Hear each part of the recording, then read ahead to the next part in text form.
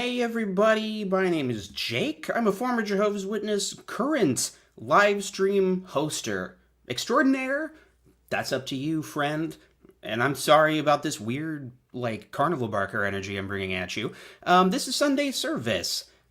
I talk about the old cult I grew up in, Jehovah's Witnesses, and me and my chat react to stuff that they're saying, see what kind of stuff our family members are watching at their weird midweek meetings and assemblies and conventions. And I'm a little rusty. I haven't streamed in a week or so, so I'm dusting off the old cobwebs. But thank you for joining us. If you've never seen this before, this is a live stream, so you might be watching this in the far-flung future, and perhaps there are timestamps that you can skip to. Maybe not. I might have forgot to do that, but I'm really going to try to remember today. So we've got a lot to talk about. There's been a lot of exJW. Well, okay. There's been a lot of news that's kind of minor, but adds up to something interesting. So how's everybody doing, folks?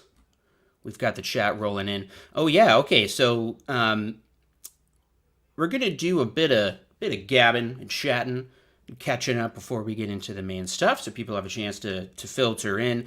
But this is an important question. Oh, sorry.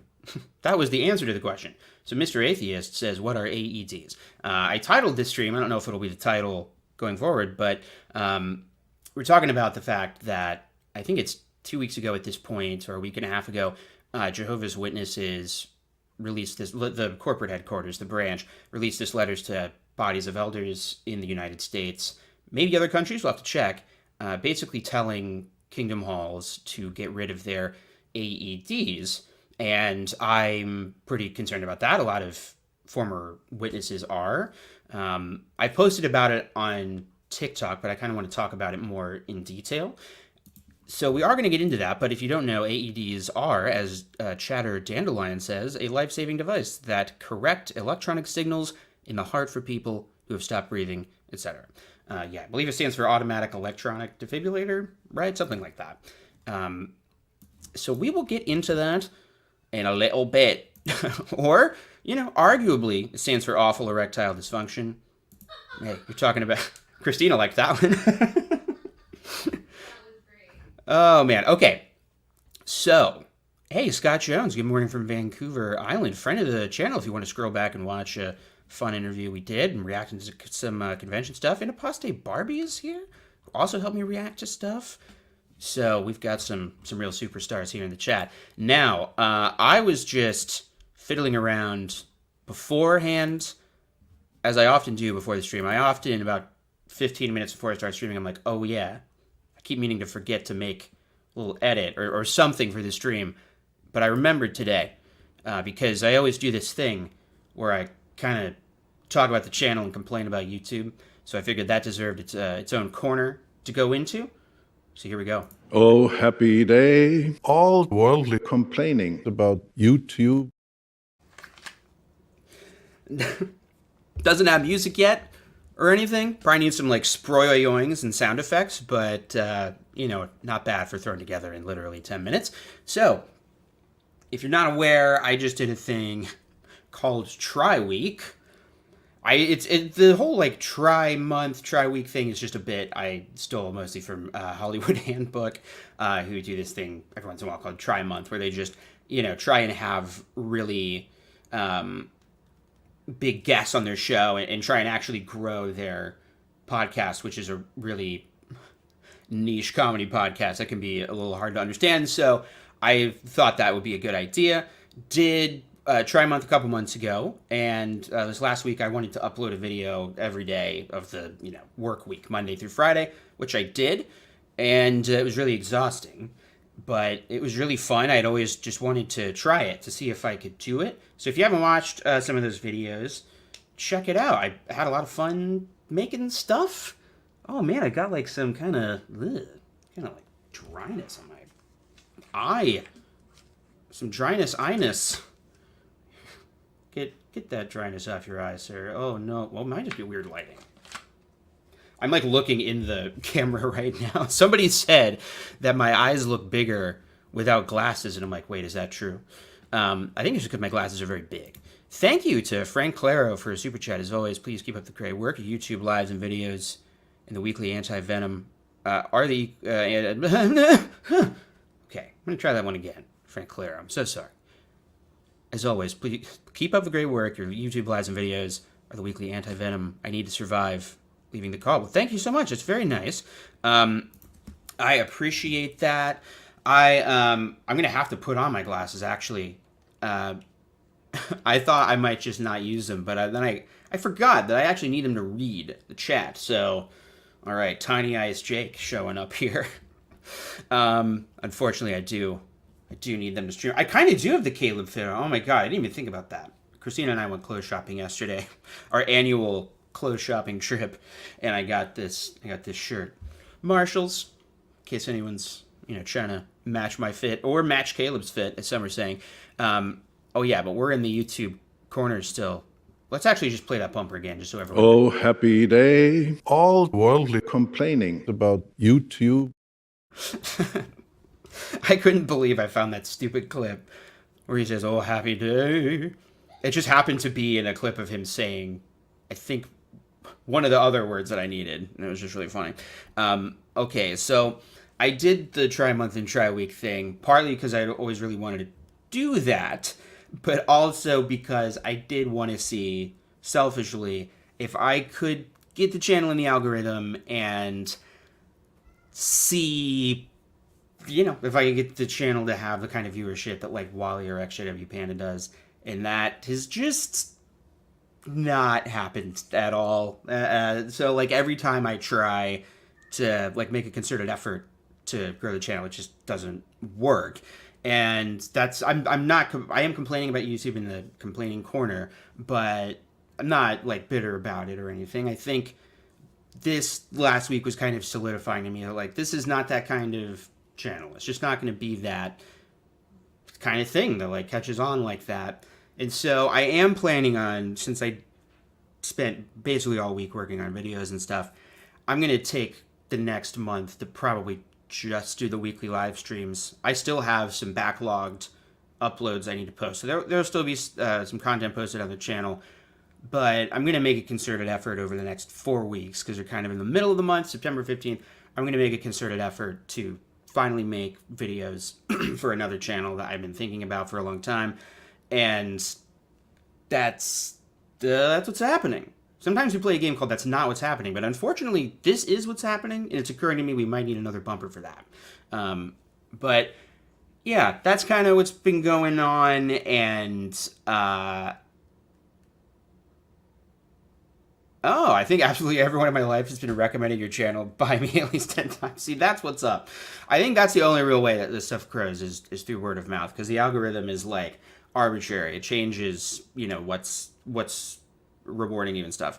And yeah, it's hard not to compare yourself, right? It's not really no comment. Yeah, listen, I don't have any bad. Don't you have to try longer than a week? I've been doing this for 4 years, so I've been trying the whole time.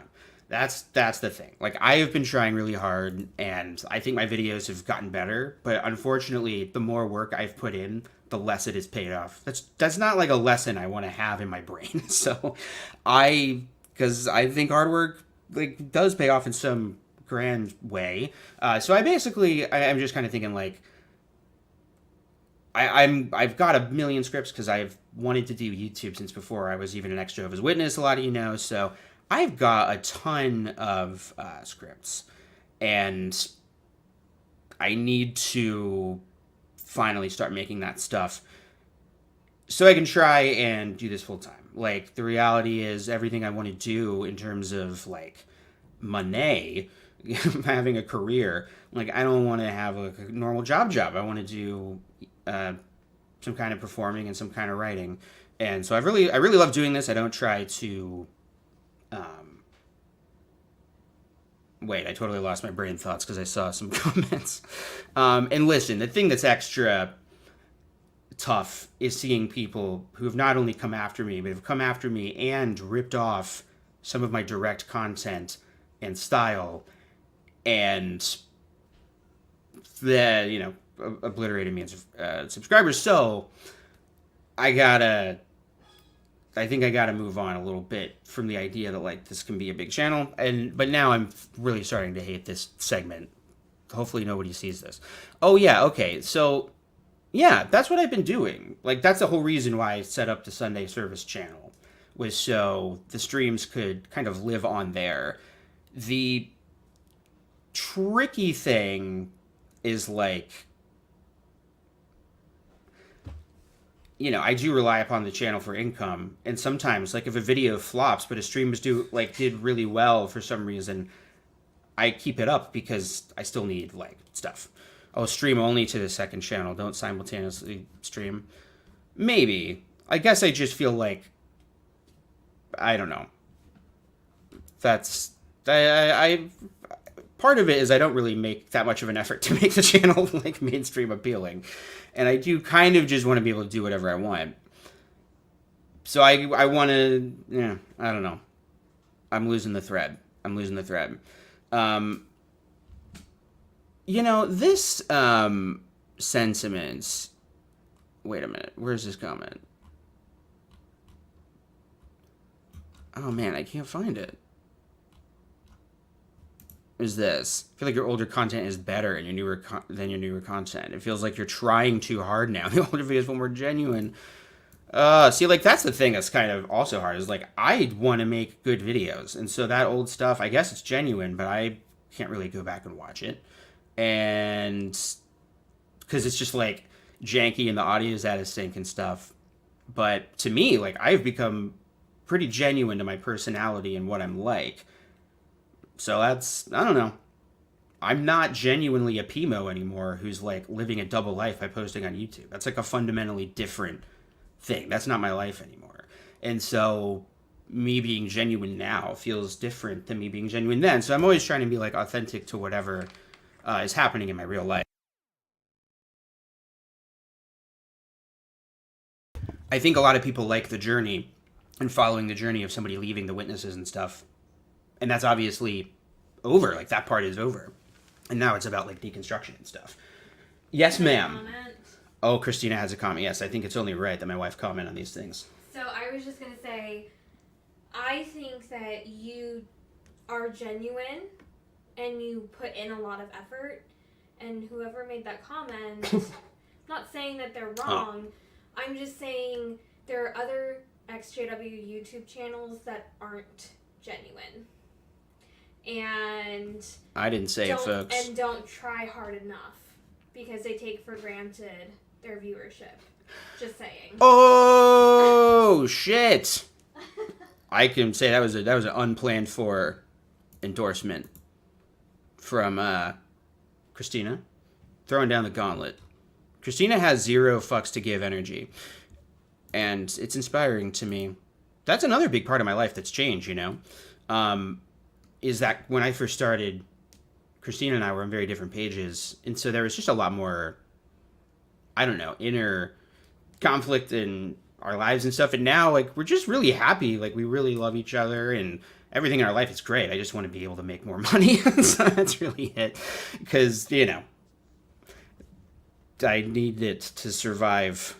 So that's it. I just was saying, you know, I love making stuff for this channel. Like, the doors are never closing here. Like, I really like uploading stuff, and I really like talking about witness stuff. Like, I think about it a lot, and I love having this outlet. And so I think the last few months I've been kind of trying to make peace with this of like, okay, this can just be that. Like, you can just be kind of a video diary, make whatever you want. And if you want to have like a YouTube career to the extent whatever that is, probably a bad idea. But yeah, I got to talk about other stuff elsewhere probably. And hopefully then that, you know, if that takes off, that could circle back around to this channel and it could raise more awareness about Jehovah's Witness stuff. So shit, this is the most pretentious, self-absorbed segment I've ever done. And I'm sorry, I think, actually, I would like to condemn this entire previous segment. Condemnation. Okay, we're now in the condemnation corner, and I condemn the kind of pretentious comment complainy spirit of that previous section. I like all the shit that I make. I just want more people to watch it. I just want more validation all the time, and compliments and hugs and money and fame and vanity license plates and diamond encrusted teeth. No, okay. None of that is really true. Let's get into the shit. And hey, let's get into some real shit. There are only this is hard for me to read. 2 true Bibles. There are only 2 true Bibles. The Hebrew and Greek and the King James Bible. That doesn't make any sense to me, generally speaking. I don't understand what you mean. The Hebrew and Greek are the 2 halves of the Bible. That's like saying, listen, there's only 3 Lord of the Rings books. Fellowship, 2 Towers, and Return of the King. And those are the only 3 for me. It's like, I don't really understand what you're saying. Oh, thanks, Ron Pomo. That's very sweet. One of the few channels that isn't exJW Arrested Development. You're covering important stuff and stuff that amuses you. I appreciate you, man. I appreciate Ron Pomo a lot. Good man. Hey, what about Aramaic? What about Coptic? There's only 3 Star Wars. Oh, well, listen, we can discuss this on a future YouTube channel. Let's get into the business. Let's get down to business to defeat the Huns, is what I say. And we're going to get to... By the way, how fucking lucky am I that I have such an amazing cheerleader in Christina? She's the best. So that's why, like, I do like the kind of confessional nature of YouTube and stuff. And so that's why I like doing that segment where I just vent. Because, I don't know, I always like that about other channels. But I want to be clear that my life is really awesome, and I'm so lucky. I'm actually getting a little emotional think about it. So I got to stop so I can get back to the ironically detached, snarky, insincere tones that categorize latter-day AltWorldly videos, apparently. Latter-day Saints. Okay, so this is the breakdown on Avoid JW. Okay, yes, it also has the letter. I want to show this post from Larchwood first. You know what I need a drop for is when I have to mute my mic to drink water. The problem is it will be played every 10 seconds.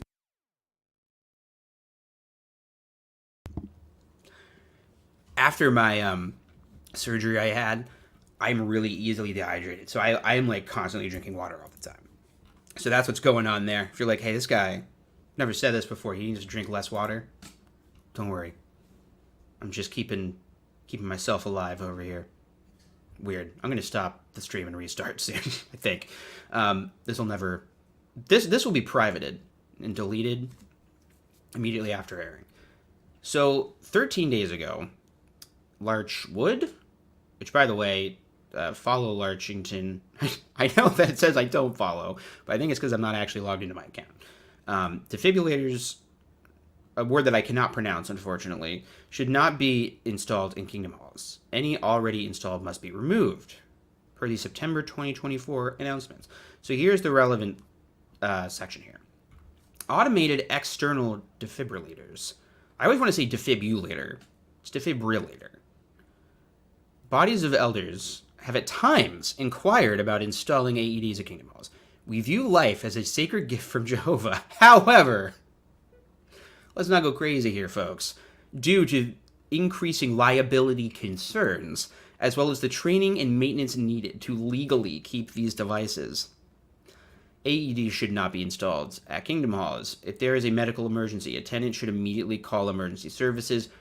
Prompt arrival of emergency services is crucial for timely aid. While emergency services are in transit, any willing attendees who are trained in CPR can assist if a cardiac event is suspected.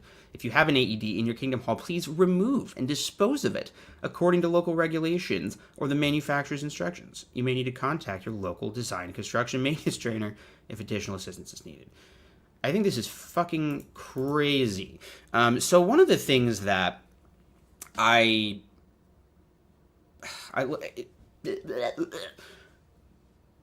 really just gets me worked up thinking about this, because Kingdom Halls, in my opinion, are way too unsafe just as places.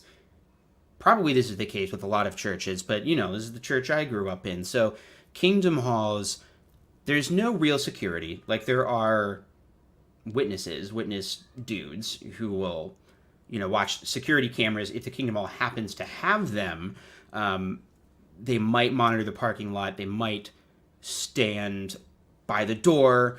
But really, this is a building that on a Sunday, anybody can walk into. Everybody has a bag. There's no baggage check. There's no metal detectors or anything. And it feels like a disaster waiting to happen. I mean, we've already had Kingdom Halls where there have been bomb threats. Was it in Germany where there was like a bomb planted?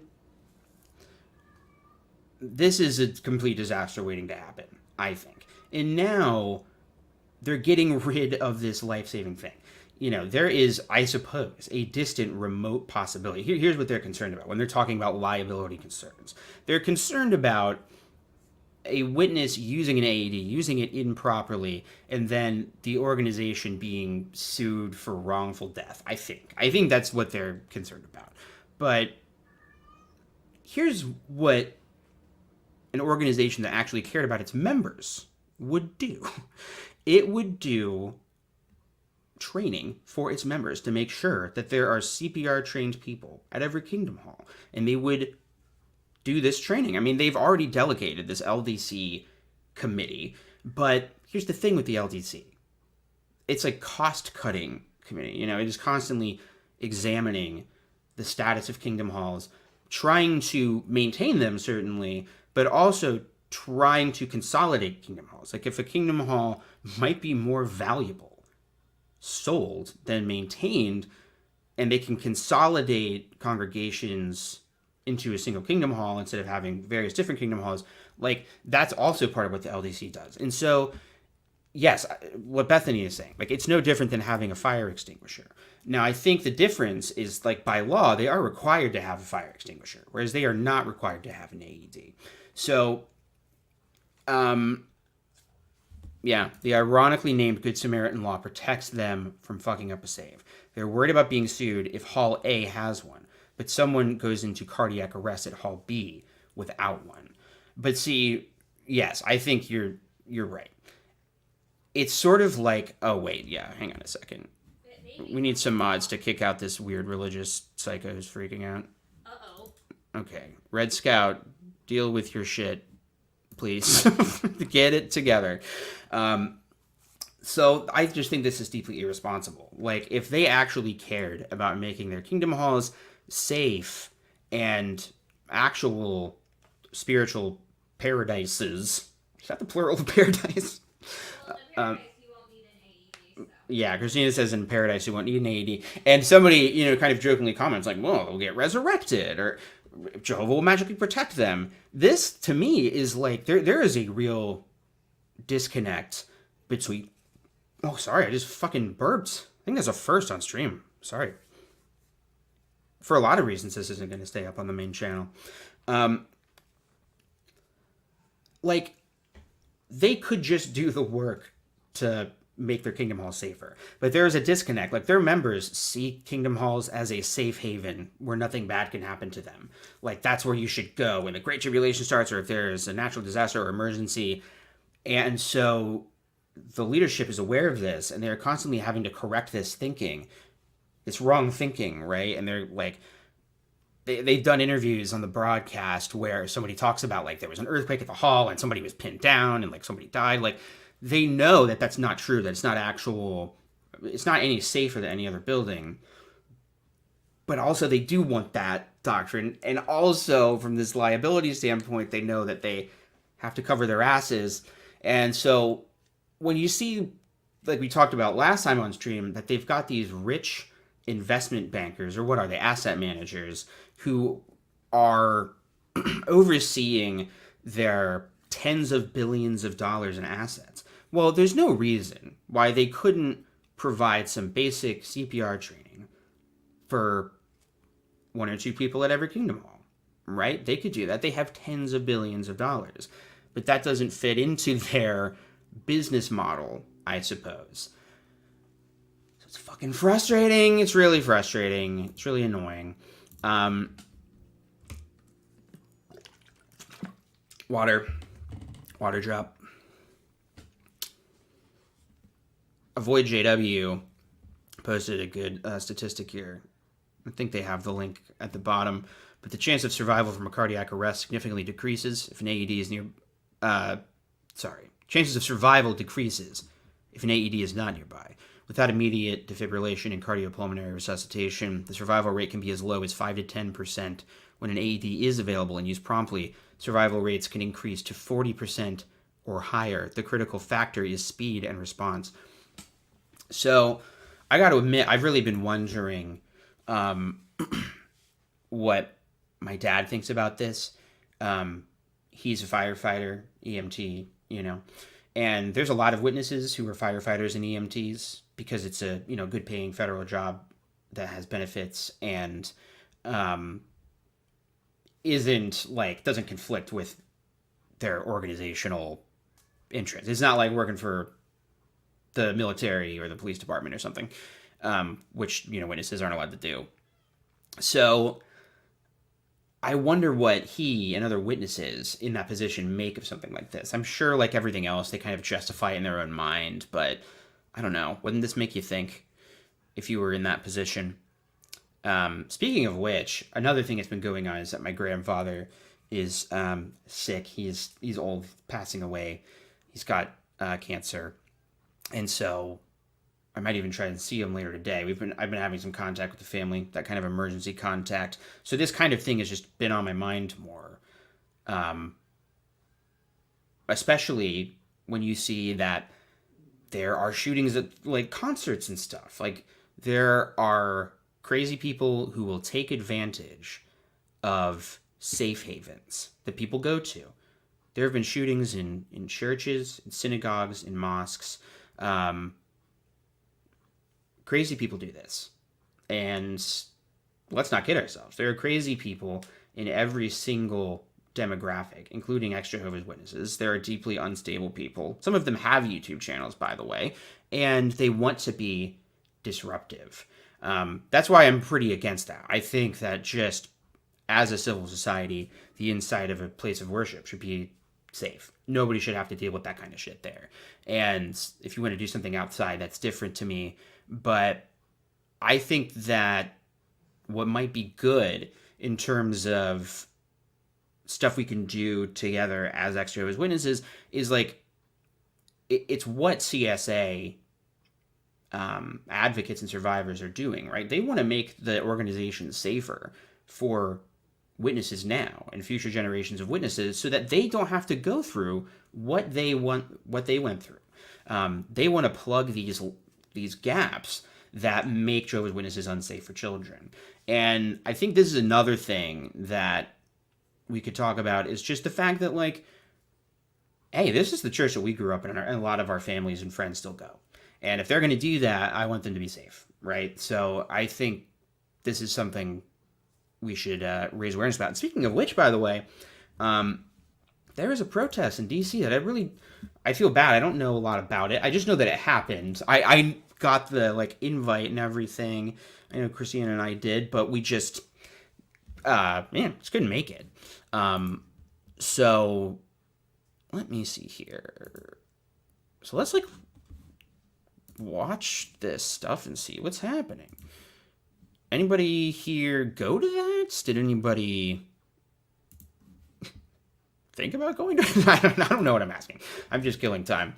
I think maybe JT and Lady C talked about it.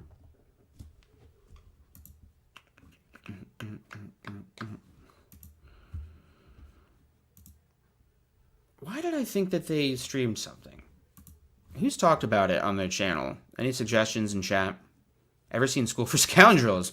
Wow. Boy, oh boy. I saw that as a Jehovah's Witness with my JW friends in a dollar theater in Hilliard, Ohio. But I have not seen it since.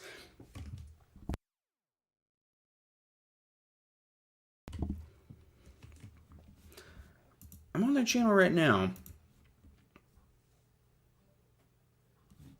Maybe they posted about it. Oh, wait. I'm not under their live section. Hey. All right.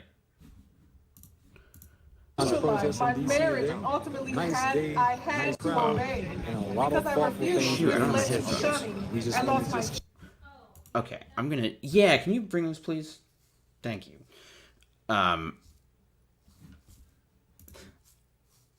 This is another. It seemed like a good bunch of people came this year. Thank you, madam. How many people do you have on? 165. Nice. Nice, yeah. She whispered, "Nice," at the very end.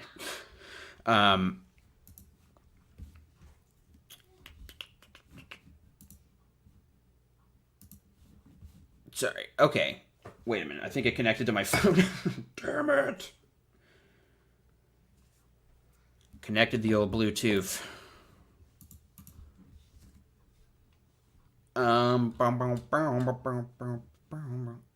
I have 96,000 from the Heights stuck in my head. It's just a little sidebar. I'd recommend thinking about that. Why the fuck is Red Scout back? Dude. You are rebanned. Complaining about the Bible and stuff. Read the room.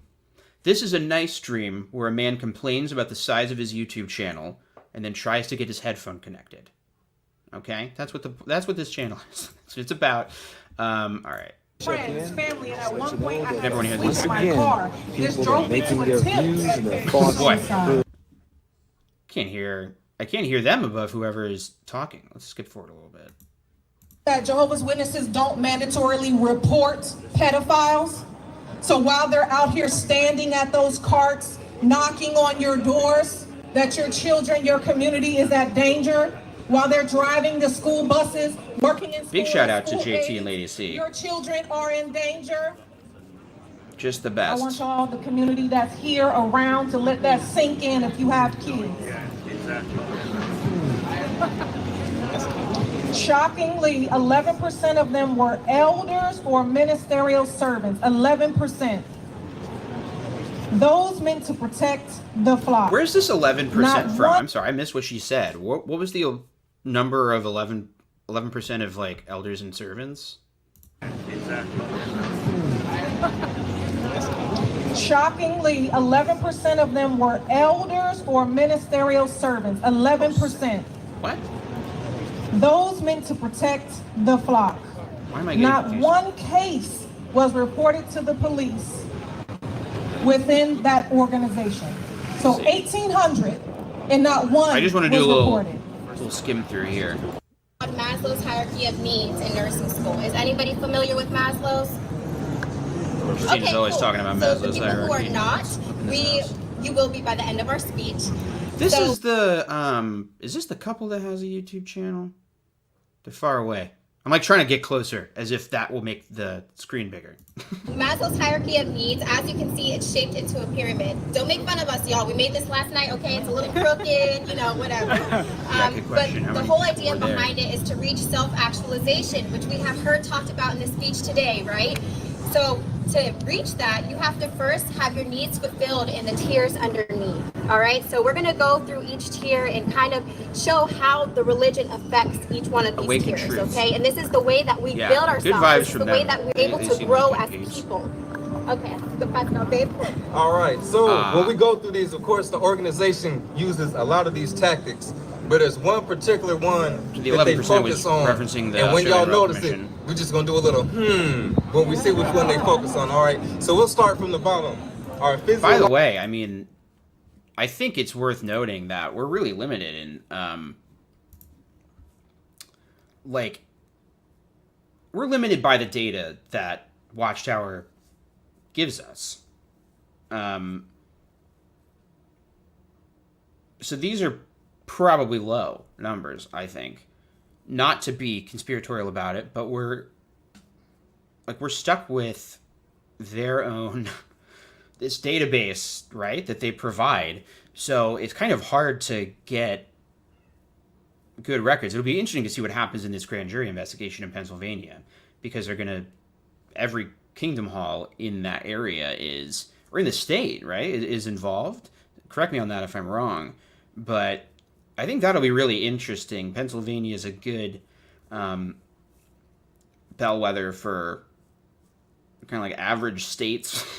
So that like that would we might be able to extrapolate some of that to like, okay, that could paint a picture of what abuse in the US looks like in a way that we really don't have any data on right now. Physiological needs. So that's our basics. Our food, water, shelter, clothing, sleep. This is just what we need to survive as a human. So this organization is so ruthless to say you got this 18-year-old, right, living at home with his parents, and he decide, man, this is a cult. I don't want to do this no more. Well, by the rules of this organization, they are allowed to kick him out on the street to where he can't even get his basic needs. So just think of sleep.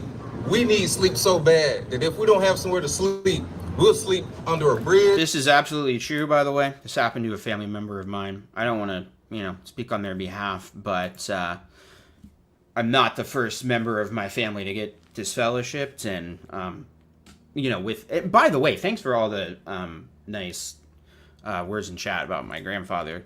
I appreciate it. I love my granddad a lot. I definitely... Maybe we can talk about that later. I know I've talked about it on stream before, but definitely a big arc of leaving any cult is having to reconcile in your head, like, your perception of your family members, your cult family members, when you were in versus how you now perceive them. Like, I viewed, Owen Morgan's story. Yeah, he's a classic example of somebody who was kicked out. And that happened to a family member of mine, and, like, literally, just kicked out. I think you hear a lot of stories like that on the Shunned podcast. It is tragically common. That's one that's tricky to really get like numbers about. It's tough to like pin the leadership down on that one because there really isn't anything written down that says you got to kick out your disfellowshipped kid. But it is just universally understood within the group. Like, no, not every JW is going to make that exact same decision, but a lot of them have. And Watchtower doesn't discourage that. It fosters that environment. Well, this is cool. Did anyone ever find out any info on how many people spoke there? Is that Winston? For the voiceless. Be the voice. For the voiceless. Now, if you look at the Declaration of Human Rights, the first chapter, which is chapter 1, it says everyone was born equal. If you look at the tolerant part of what we're talking here today, in that chapter also we go to chapter 8 and talk about somebody in this chat tolerance. said, why are you dressed like this? We go to 19. I mean, wearing a tie doesn't automatically make you dress like a JW. You can wear that of your own free will if you want.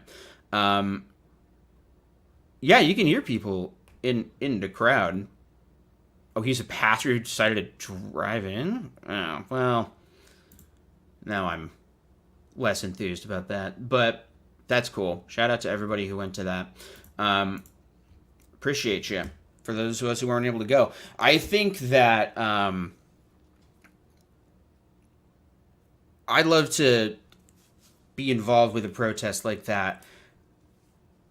I think in terms of using it, maybe we can think about protest in chat for a minute, because I think about this sometimes. Like, what would actually be a media grabbing thing? Because that's part of the point of a protest. It's to raise awareness, right?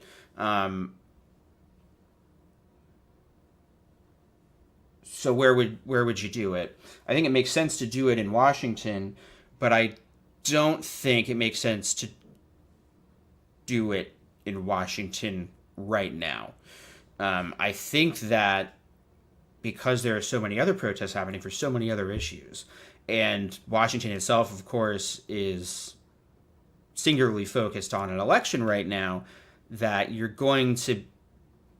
It could potentially fall on deaf ears. That's not to undermine what they were doing, by the way. I think it's important to do it and raise awareness and have people tell their stories. I do think it could be useful to do it at a Bethel complex or at a local state house, like a local state capitol. Hey, look, Jinx with X witness awake. Yeah, I think like, and maybe this is happening. I have to imagine that other people have said this exact same thing, right? But like in Pennsylvania, it would be really smart to do a protest there at their state house. That's where that grand jury investigation's happening. And maybe protest is kind of the wrong word, but doing this kind of like love never shuns thing, like let's all tell our stories in this public venue, that would be really smart. You know, coordinate that with when reporting hits the media. That's obviously going to require a lot of exJWs in Pennsylvania specifically to be willing to like kind of monitor and strike when the iron's hot. But I think the media needs to be looking for a story to pick it up. And that's part of it. And so like in Pennsylvania, that story is happening. It's unfolding. It's been on the news. We haven't had a lot of developments in it, but they will happen. I mean, this is an investigation. It takes years to get this done. It's not like Norway, where all of that craziness happened in such a truncated amount of time. Like, that's not what happens in the United States with passing legislation or any court cases. As we know, they take a long time. So I think as this is happening, like, thinking about if something hits the news, really trying to signal boost that story. And that's definitely something I need to be better about. I definitely get involved in my own little worlds, and I'm just editing the governing body talking about farts and not actually talking about anything important. But I'm really excited about stuff happening in the U.S. And sadly, you know, I think it's going to have to be something in the U.S. in order for it to gain the level of attention that it deserves at a national level. Like, Scientology became such a phenomenon because so many famous people were involved in it, yes, but also because it's an American religion, and the religion itself embedded itself, like, was it the CIA or the FBI in that crazy thing that they did? And Mormons are very American, and they vote, so people pay attention to what Mormons are doing, but nobody really pays attention to Jehovah's Witnesses.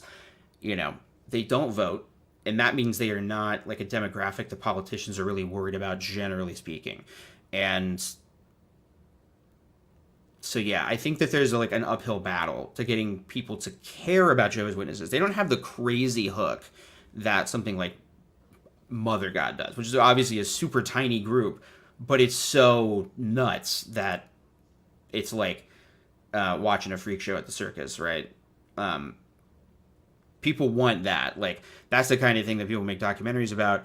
And Scientology has all the corporate boringness of Jehovah's Witnesses, but it has this like sci-fi twist of like having e-meters and pseudoscience.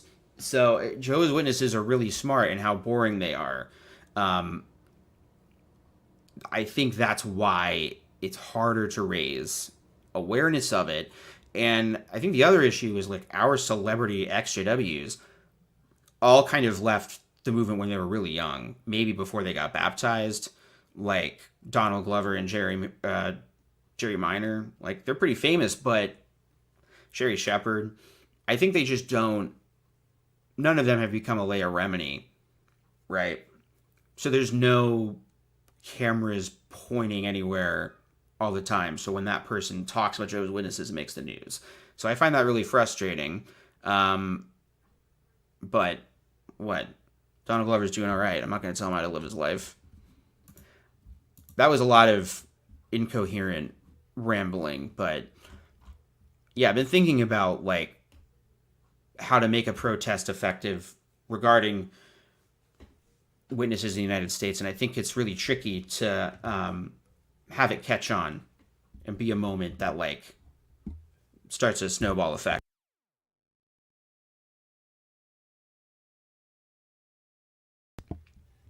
Mike, this is what I'm trying to say. This is why I want to be a famous YouTuber, purely selflessly. so I can raise awareness, not for my own vanity at all. Yes, anybody in chat, get famous. That's step one. Become implausibly famous on a national scale so that you can parlay that into a Netflix documentary that is watched by tens of millions of people. What the hell was all that about? I guess that was talking about protests generally. I don't know. What are your thoughts, folks? What are your thoughts on protests? I'm very heartened by what I saw there in that video. It seemed like they had good speakers and good people. Pase Barbie said that, you know, there were some conspiracy people there last year, and you guys did a peaceful protest in London. I think that's another thing too, is like you really have to build, like you want to have your best voices there at the protest. Like that's how protest movements get co-opted, right? And when they start to become ineffective is when they're kind of co-opted by people who, I don't know, make it seem weird or unpalatable.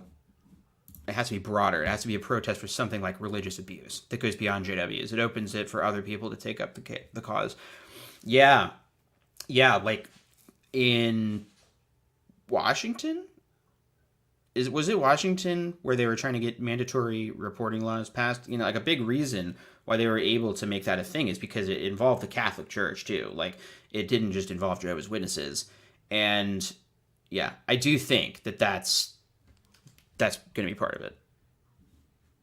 Aren't a bunch of the exJW YouTubers always squabbling? Well, yeah, but that's also not who needs to be like the face of the movement or anything. Like YouTube clearly hasn't moved the needle on like coverage of the Jehovah's Witnesses and the mainstream media in the United States. Like, so I don't think like the thing that's actually going to matter is like this case in Pennsylvania or like mandatory reporting laws. Like the only thing that's actually going to, it's not going to be YouTubers. And by the way, like YouTubers aren't always necessarily the best at talking about this stuff anyway. Like people who are the best advocates for CSA and the religion are people like Mark O'Donnell, who like, I think he might have a YouTube channel technically, but that's not really what he's known for, right? Stop mandated shunning. Monica did a whole billboard in the city she grew up in. Yeah. Sorry, you mentioned that billboard earlier. I saw that. I might be able to find it on Facebook. But yeah, there was someone who basically put up a big billboard talking about the mandated shunning of Jehovah's Witnesses. I think shunning is on people's minds too. I think that it is. The efficacy, or sorry, not efficacy, like the ethicalness. God damn it. Ethics of shunning. I always talk about this book that I like. I've got somewhere back there. Conflict is not abuse, and you know, shunning affects other communities. It affects LGBTQ people who are shunned by their parents, but it also happens with the political divide in the United States. Like conspiracy theories divide people and result in shunning. There are many different high control religions in the United States that are not Jehovah's Witnesses. Shunning, just like ghosting people, is a thing that people are always debating. Like, is it cool to do this to people who are like, you know, not like a date that went poorly, but like your friend? And so I think that idea is interesting to people. It's always what blows people's minds about cult documentaries. Why would you hold on to any ideas that you got from the people who ruined your life? I know, right? That's why evangelical exJWs are completely incoherent to me, and I don't really take them seriously. I just don't feel like well, fuck it. Listen, what apparently it doesn't matter what I say on this channel. Listen, it's like you haven't bothered to question the fundamental underlying thing of all of this, which is, should you trust holy texts? Let's go beyond the Bible. Is this thing worth living your life? Like, is the concept of the truth coherent? I think that's what you have to question, is the concept of there being like a truth. I think that's if you're not willing to do that and you're still hanging on to magical thinking where you are dividing the world into like the good people and the bad people, and this minority, actually it's not bigotry when we treat them like shit because they really are poisoning the blood of our country, or they really are degenerates who are decaying the moral fiber. Like, if you're like that, then I'm sorry, you didn't actually question that much. You just questioned the group, but you didn't question cults in general. You didn't question the nature of, like, high control belief systems and propaganda. So, yeah. This is, by the way, a very interesting part of the shunning conversation. Like, I don't think there's wrong with like cutting toxic people out of your life and abusive people out of your life. Many of our parents, maybe like I had a good relationship with my parents before I left, and now not good. It is abusive. Verbally, I mean, you know, at the very least it's unhealthy. And so shunning kind of works out for both of us, right? Because if I talk to them, I get incredibly triggered and upset. It ruins my day. So there are valid reasons to cut people out of your life, and that is the argument that Bitter Winter and other like JW apologist types like that's what they'll say in court is like, well, people should have the right to shun people, and it's like, yes, you should have the right to make that choice for yourself, but it should not be mandated systemically. So yeah, I think the choice is taken away from witnesses. Exactly. You're not actually picking like who your social circle. Yeah, like at a certain point, it's not healthy. Like I of course would love to have a relationship with my parents again, but because their entire identity is wrapped in this group and it's the only thing they talk about all the time, that relationship that I loved like can't exist. Like until they're willing to deconstruct, or at the very least leave their religious beliefs at the doorstep when we have a conversation, like that relationship that I would want can't happen. And I feel like I'm open to having a relationship that's healthy, but they're not. And so I too, like, it's not like I'm constantly trying to get a hold of my parents. Like, I guess you could say I shun them too, but I answer the phone if they call. I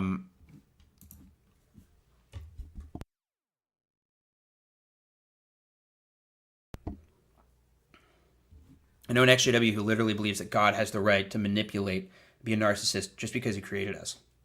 And then all relationships are inherently manipulative. It says that. That's so fucked. Like, I think that's one of the weird, gross things about being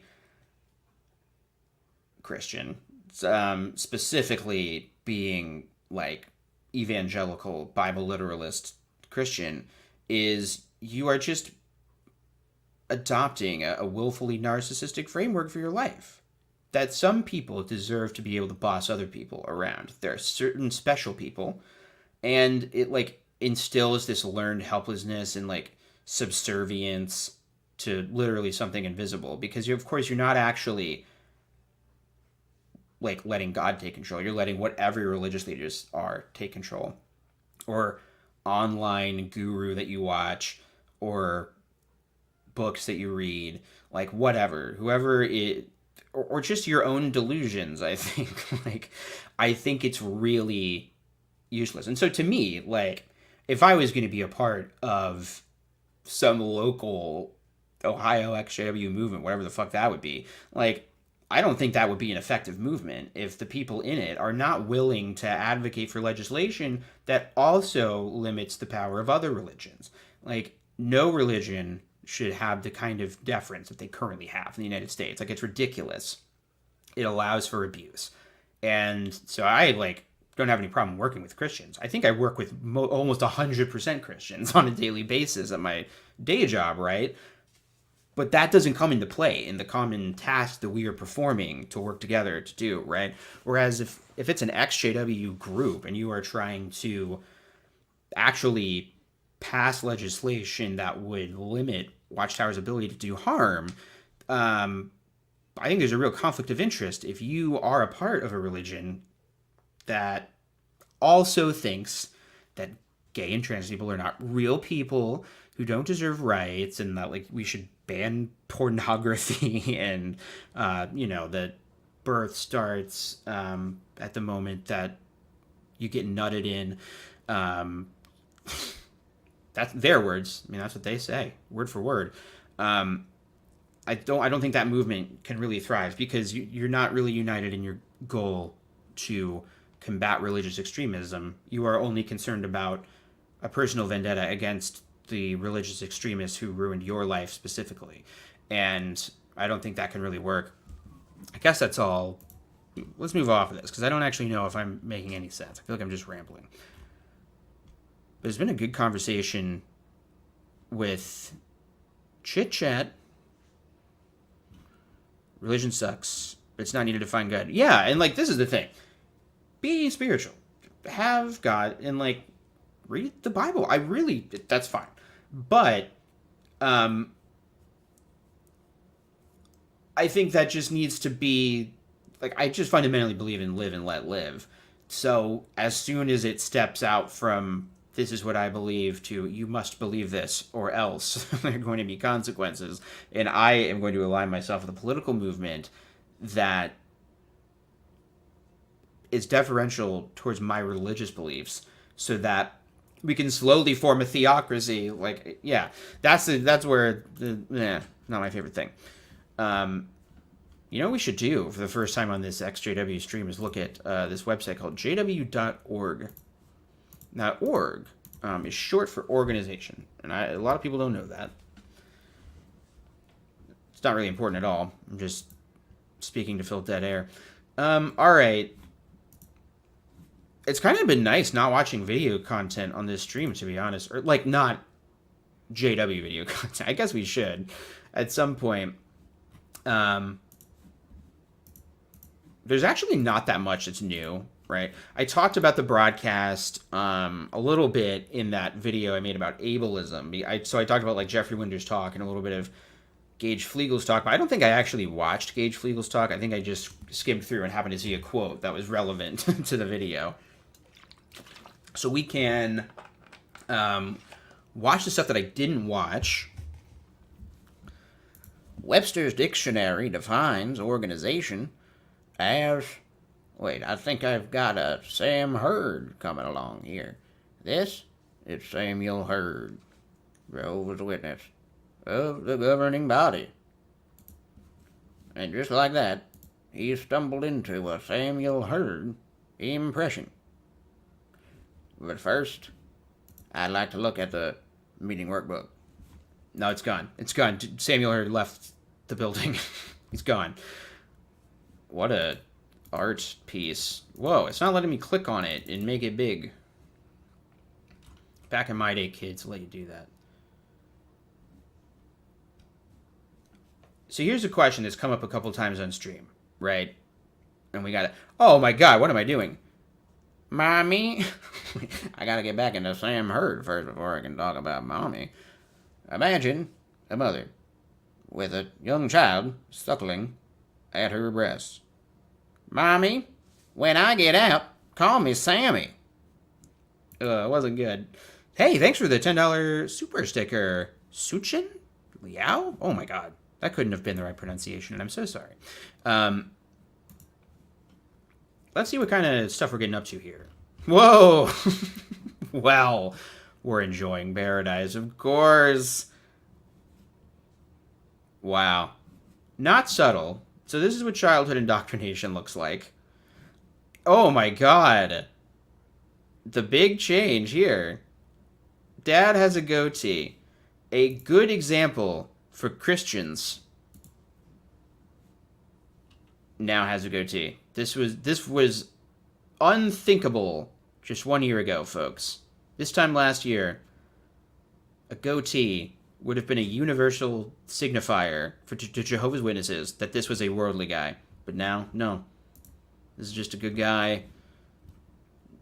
But not everybody has to have a beard, you see. Because look at this. Wait, what? What is this? Oh, there's a video in the meeting workbook. But it's probably just something that they already made on JWB.org, right? We already have... Yeah, we don't need to see this crap. I wonder what this is all about. Like, oh, good. We can write our answers. Why does the psalmist compare sons to the shoots, or to the slips of an olive tree? Because I accidentally closed my browser window. Good. Now we can answer for the meetings. Yeah, I definitely can't handle childhood indoctrination crap. Damn, very epic picture of the parting of the Red Sea.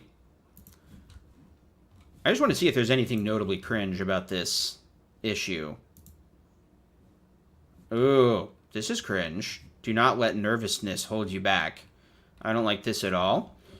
Keeping our comments brief can help reduce our anxiety. So they're talking about how the meetings force people into social situations that make them uncomfortable. And that if you have intense anxiety about public speaking, too bad, mofo, you're going to have to do that. And you will be judged as not spiritual enough if you don't comment at meetings. So if that makes you nervous, too bad, just pray extra hard about it.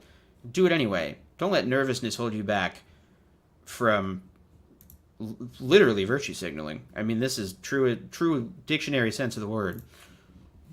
Just like these guys and their various rocks and parchments they read back in the day. They didn't let their nervousness hold them back. Just like Sister Lee. She gave her all, despite being shy. Oh, God.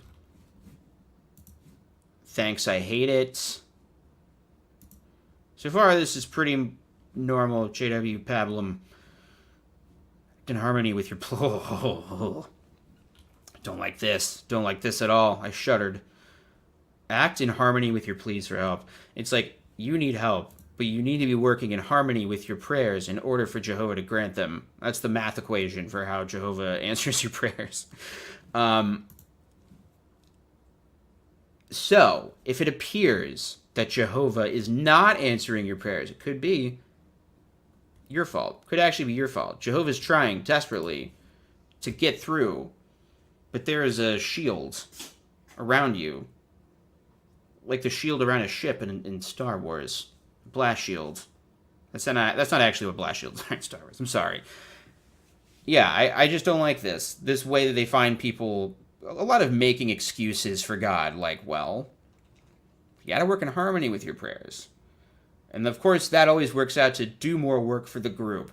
So it could be that if you're not being blessed, at least you don't perceive that you're being blessed, it's that you're not doing enough. And if you did more free labor for Watchtower, Bible and Tract Society, Incorporated Industries, businesses, you would be blessed more. Jehovah could more freely access you. He's withholding. Look at him getting off.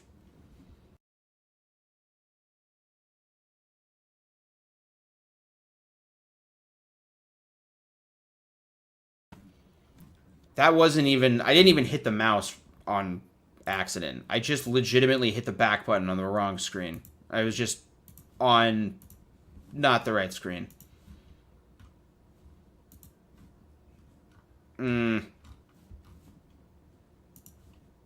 So far, nothing salacious, really. We have many reasons to praise Jah. Man, lots of, like, parents, get your kids in order, and youths, listen to your parents. They'll just do this. They'll just do studies like this.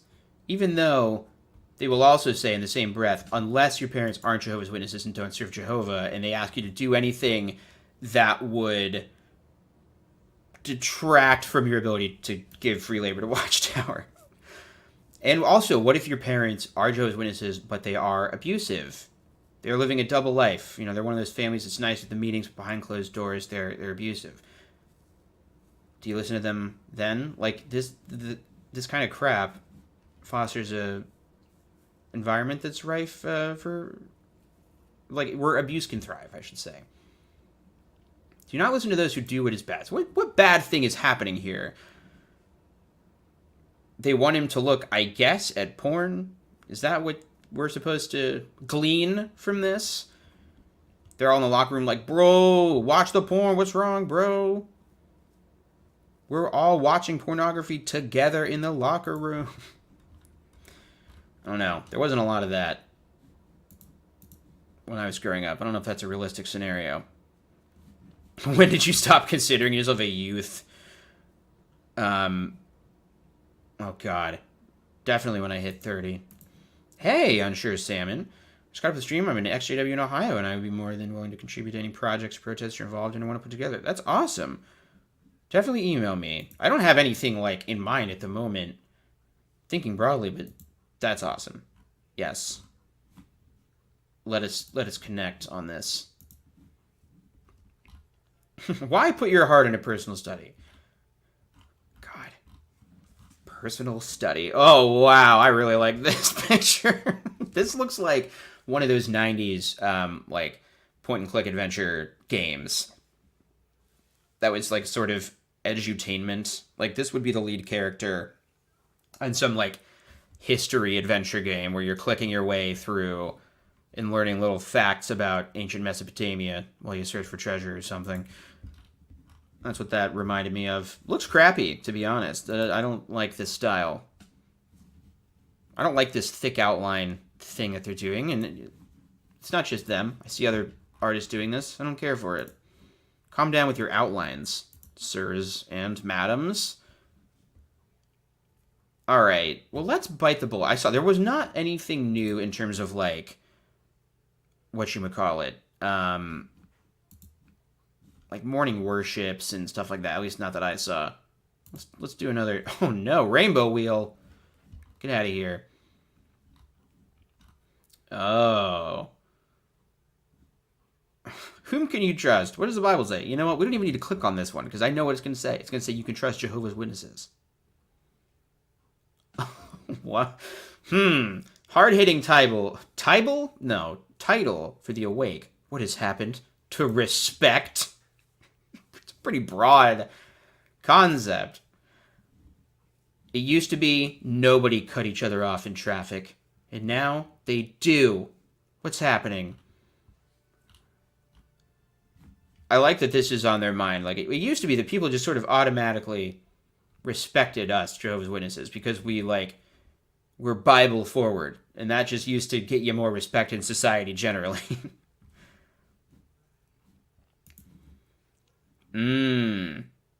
Is this a, looks like AI art to me? I don't know. Wait, they've already used AI art? What the fuck? That is such a shame. I really hope they don't.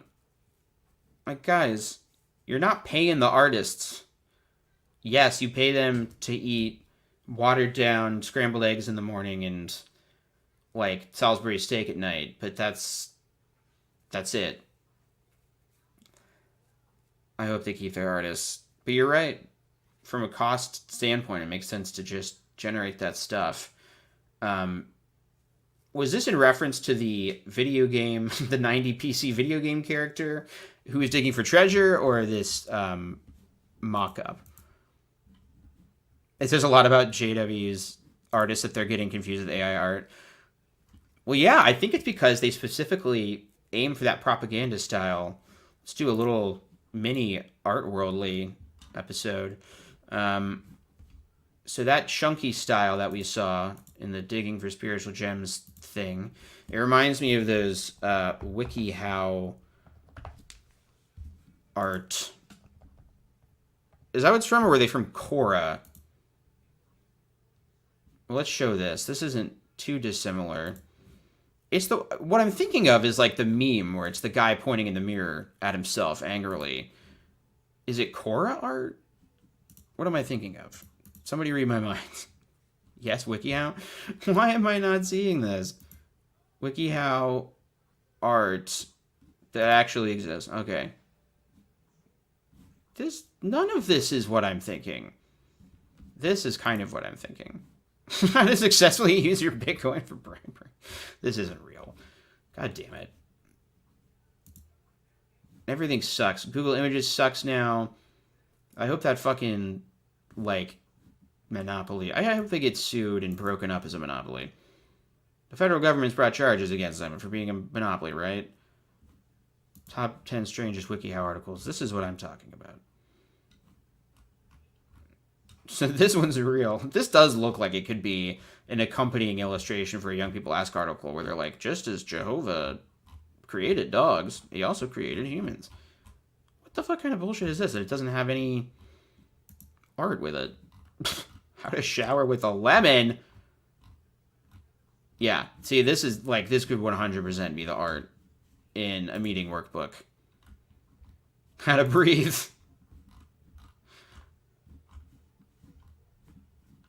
They could just copy paste this into the meeting workbook for posture. Like, this is the way your spine should be shaped at the meetings. The straighter the spine, the closer your head is to heaven. Ooh.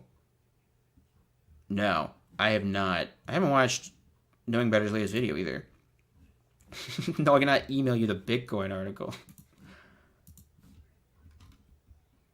Well, now I want to see this monkey attack one just for fun. Oh, wow. Yeah. But now this just looks like AI art, though, doesn't it? I don't know. Well, see, and here's the thing. Like, AI art is pulling from a gajillion different sources. It's just stealing human art and then making an amalgamation.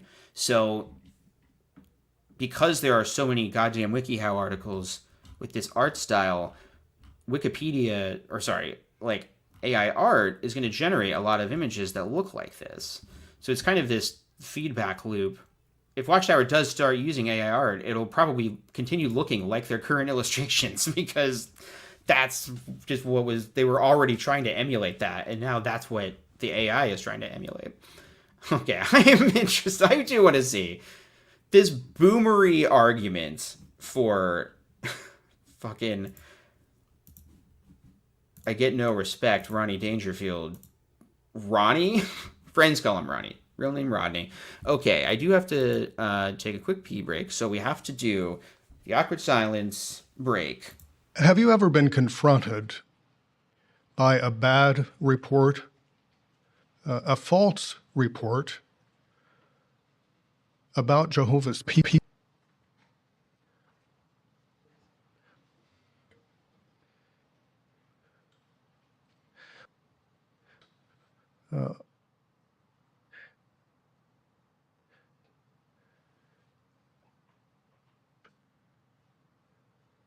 Angry?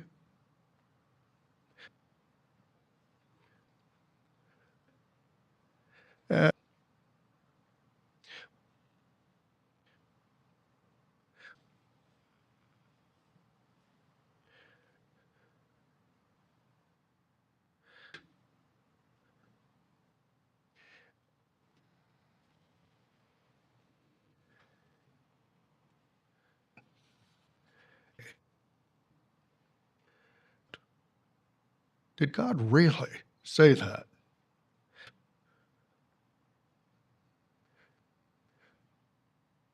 Now that was a lie.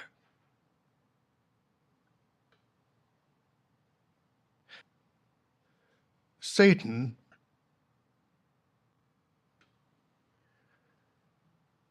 here's one.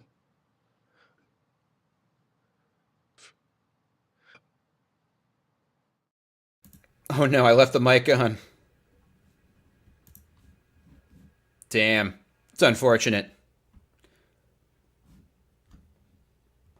Did I really pee into the mic? Well, hey, listen. We're all adults. We all know what pee streams sound like. Oh, he did say PB. He does say PB in that edit, doesn't he? Oh, no. No. Wow. That's crazy. It's not far, but it's not so close. You thought I sit to pee.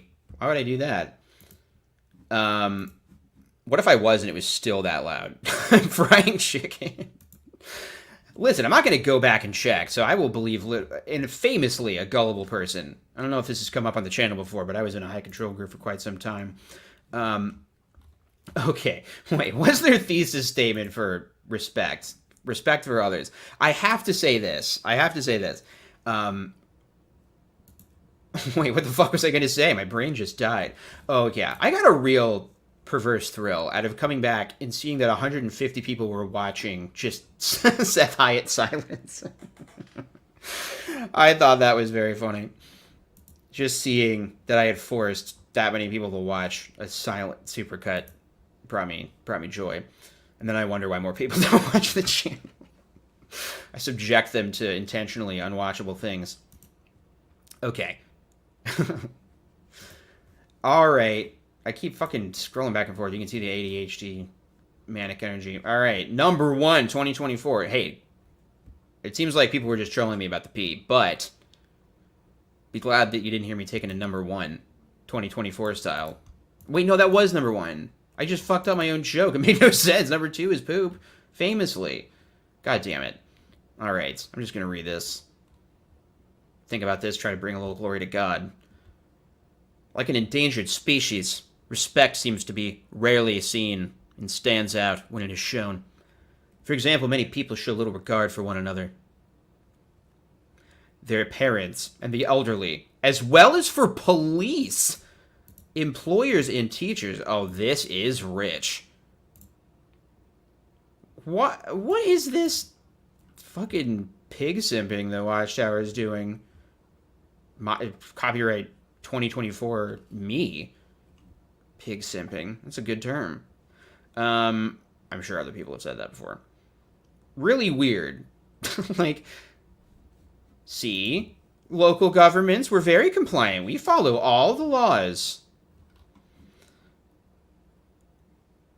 Meanwhile, on social media, rude remarks abound! The boomer energy of this is unbelievable. According to an article in Harvard Business Review, disrespectful behavior is indeed on the rise. It adds that people are reporting more of it, and have been for a while now. I think they only chose that quote because it had the word indeed in it. It really fits the meter of the Watchtower style. The in-house style of Watchtower magazine. Awake, sorry. Awake magazine confused me even as a witness because it's just like random topics that really don't have anything to do with the Bible, and then it just says like, by the way, the Bible kind of talked about this. Like, it's just a way to trick people into reading Jehovah's Witness propaganda. Meanwhile, of course, the Sparky notes, they are the peace-loving Snuggle Boys. They love people so much. Now, yeah, of course they want to see most of them killed. But they don't want that. It's just that is just going to happen. Because people just are so mean. They're mean to the police and their employers and teachers. I don't like that teachers are lumped into this. I mean, like, I expect little kids to be rude to their teachers. Tale as old as time. Whether or not adults on a widespread scale are being rude to their employers, this sounds like some real corpo shilling. I don't like it. Why respect for others matters. Who's on the other side of this argument? Who's out there saying, no, respect doesn't matter. You don't have to be nice to people. I don't know that many people are going to be protesting this take of theirs. People are more rude. Wow. For example, this common occurrence where the youths, clean-cut youths, are drinking in a car. Just, drunk driving is one thing, but all three people with open bottles and cans while they're driving, that I don't see that a lot. I don't think that happens too much. Obviously, it happens sometimes. I don't think that that's an honest picture of what's happening on the roads. What has happened to respect for life? Ask the organization that happily lets children die of no blood-itis because they won't give them blood transfusions. What we are doing, Jehovah's Witnesses promote a balanced, healthy lifestyle. Super healthy. Unless you're anemic, then it's kind of contrary to your best interest to survive. For example, one thing they do, Kingdom Hall hand washing station during 2014 Ebola outbreak in Liberia. This is incredible for a couple reasons here. Let me count the way.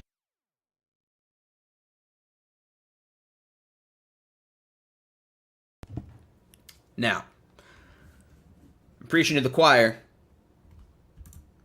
but the choir's got to sing sometimes.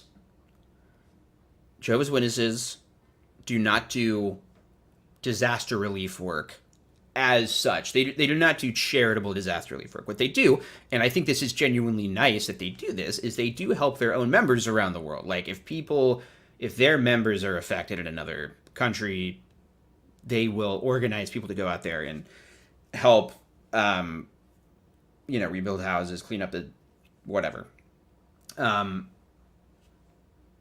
But they do not extend that to other people. Maybe by sheer happenstance and the kindness of one brother's heart, they might. But that's not what they're there to do. And so the way that they present this as a charitable organization who does all this relief work, well, it's totally false. It's not an accurate presentation of what they're doing. They have a totally closed circuit system that they're operating in. The people standing directly off camera, with this building in the background that you can kind of see, the hand washing station, I guess they can go up and use that, but the disaster relief work does not apply to them, unless that's a Jehovah's Witness who lives there. The other thing, they had to dig deep 10 years back in the archives to find this picture of the Ebola outbreak. And I find that curious because there was a pretty famous recent outbreak that happened that Jehovah's Witnesses kind of botched in terms of this relief work. They got some government aid that they then had like too much of and gave away to other members themselves. But like they had to go back to the Ebola outbreak. They couldn't use COVID pictures because during COVID, they totally shut down. They didn't use... Oh, hello! Anyway, I just wonder what was happening in Liberia in 2020, for example. And one of the other viewers of this channel who wonders that is one of our good friends, Peaches the dog. Hello, Peaches the dog. Hello! Let's all have a little peach break. I just had a pee break. I was literally gonna make that same joke. And so it's time for a peachy break. Look at her. She has to be so huggy. She got a bath this morning, so if her fur looks extra lustrous, floofy. Show your beautiful face. Show your beautiful derpy face. Yay! Yes, look at them big eyes. That's a good face. Did you know that Peach's eyes look bigger without her glasses?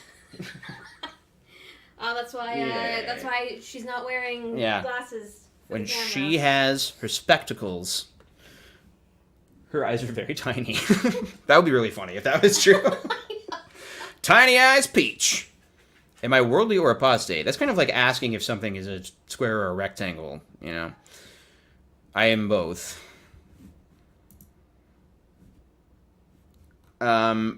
Weird. This article is stupid and annoying. What has happened to respect for family? Oh, fuck off. I can't deal with that. I can't even. I think most of the output of this channel would inform what my reaction to that would have been if we had looked at it. All right, let's now look. Your puppy is now 9 weeks old. Oh my god, it's a special time. Cherish it. They grow up so fast. It really is, though. It's crazy to look back on pictures of her when she is, like, literally the size of a little potato. I love this moment, by the way. I think I should do an awkward silent supercut of this. I know I just said I'm going to scale back output on this channel, but that's probably not going to end up being true if I know myself, and I don't. This has so much fucking awkward silence, it's insane. And it actually is absurd. And you have my favorite thing, which is them doing bits of business with, like, little cards and notes and things. So, oh yeah. I showed that one, right, of the Jehovah's Sacred Secret. Yeah. I think I showed that on the last stream I did. Wow, he looks like a real showman here. Or like he's going to choke you. I like this face. Let's do this instead. Why would we ever even react to the content anymore? If we could just react to their funny faces. And increasingly, that's what the channel has become. Now that I say that out loud, it's like, well, that actually is what I mostly do. It's mostly just making fun of their ad hominem attacks, some would say. Is this what we want to watch? I think, no, I did watch this. It's like he was sad that his wife died. And, you know, that is sad. But I don't want to watch this cult spin this for their own selfish gain, necessarily. Glad he got into biking. Okay, let's watch Gageous Glockentine. This is the kind of thing that I like to talk about, which is the creeps that they have talking about creepy things. I feel like I'm directing my blows so as why I'm not striking the wind. I think we need a poop of you cutting the mic to take drinks of water. I do need to do one. I need to do an awkward silent supercut of the streams. It would be equally absurd, I'm sure. Oh, I can tell you 100% that they would be, because like when I do stream highlights, which I still have to upload one to the channel of when me and RC talked about that JW therapy service, because I think more people should see that. But whenever I pull up a stream, it's insane, the amount of silence in between statements. It's crazy. It's rubbed off on me for sure. And we've been talking a lot about rubbing off in some of the recent uploads on the channel.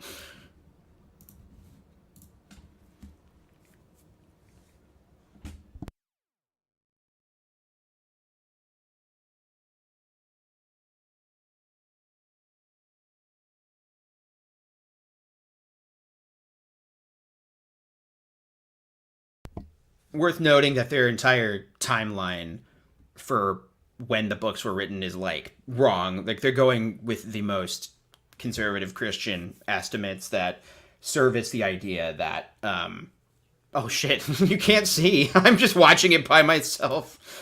Well, that's fine. Sometimes I just like to watch things alone. Is that such a crime? There we go. There's our man. 28 years after Jesus' death, the Apostle Paul provided comfort to the brothers by means of our scripture text today, by means of this wonderful promise when Jehovah said, I will not forget you, your works, and your love. Now, why would the fact that Jehovah does not forget be of comfort to the brothers? Don't you agree that? So, all right. I know I played a clip in the one that I made about ableism, but I don't remember what he said now. I don't remember what that clip was.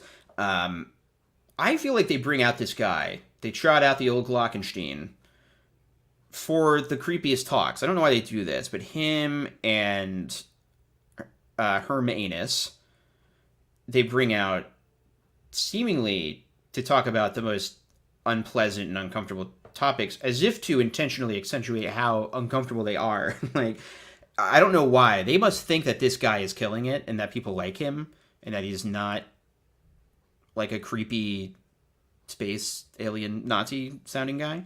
But I don't know. That's the vibe that I get. As everybody knows who watches the channel regularly, I can't tell any East European accent apart. So everybody just sounds German, which is a problem. My ears are racist and I'm working on it. But yeah, they always have this guy talk about like money or why we need to trust the governing body or like the very specific layout of like the Great Tribulation. So I don't know why they do that. It does seem like they have certain guys who they will bring out for certain subjects.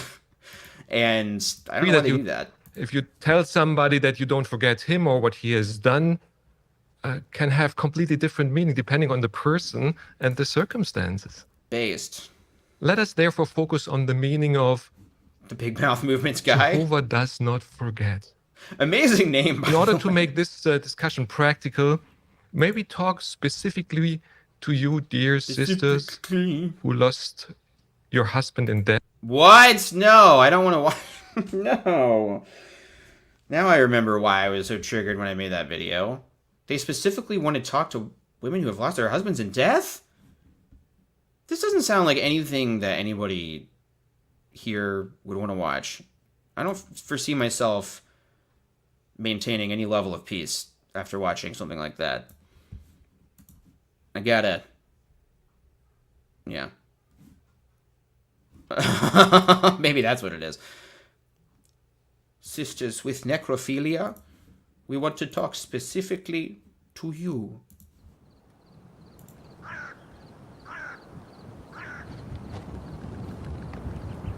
Spiritually. In a spiritual sense, the governing body are like Germans in the 1930s and 40s. What the fuck? Okay. I think we might need context for what this even is. But sometimes it's hard because of our... It just starts out with an awkward silence. Super good. That's just what the video is. We don't know what we're watching at all. Jehovah sees you and loves you. Jehovah sees you. He sees you. Well, life can be hard through no fault of our own. But sometimes it's hard because of our own mistakes. Oops. How can we recover? Let's see how the faithful woman Miriam did it. Yeah, they use him for cringy talks. And, like, sex pervert talks. I literally talked over what he was saying, and so I still didn't get the context, but I don't know. It's how Jehovah's nice or something. Probably. Wearing what is not a costume made out of cheap materials from Joann's Fabric. No, this is clearly some kind of old-timey Bible person with modern makeup on. Jehovah.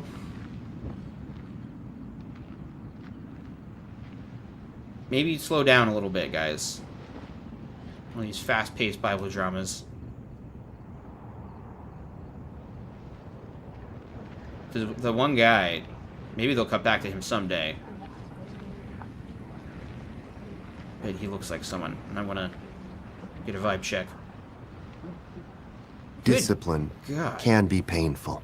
Why? Would they wait that long? I guess they're trying to underline the silence of, like, being shunned. They think discipline can be painful, so maybe this person was cast out of the tribe of Israel or some shit. Oh. Damn, what did she do?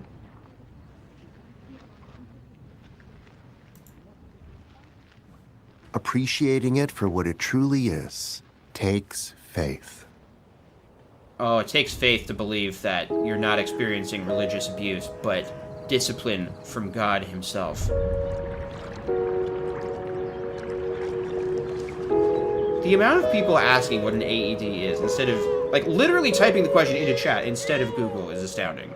You could have typed the same thing into something that would have given you the answer immediately. And also, you defined it early on. Moses. Mary. Okay, Moses kind of looks like that alcoholic hack comedian Bert Kreischer. The guy who, like, takes his shirt off. I've missed you. This sucks. It is time. Okay, maybe he doesn't look like that guy, actually.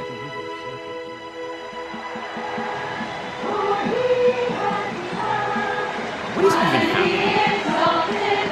This is like, you can't even follow this. Okay, so she's reflecting on when she was in good standing in the congregation of Jehovah's Witnesses. Just like normal baskets that you can get from the store. A modern pillow right here with some rope tied around it. Like, this just looks like something that we saw at Marshall's yesterday. Oh, Jehovah. Highly exalted. Yeah, are they stupid? Please, don't give up on me.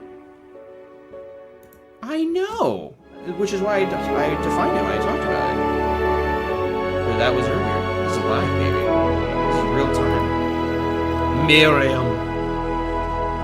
Did you know that Miriam is spelled the same way backwards and forwards?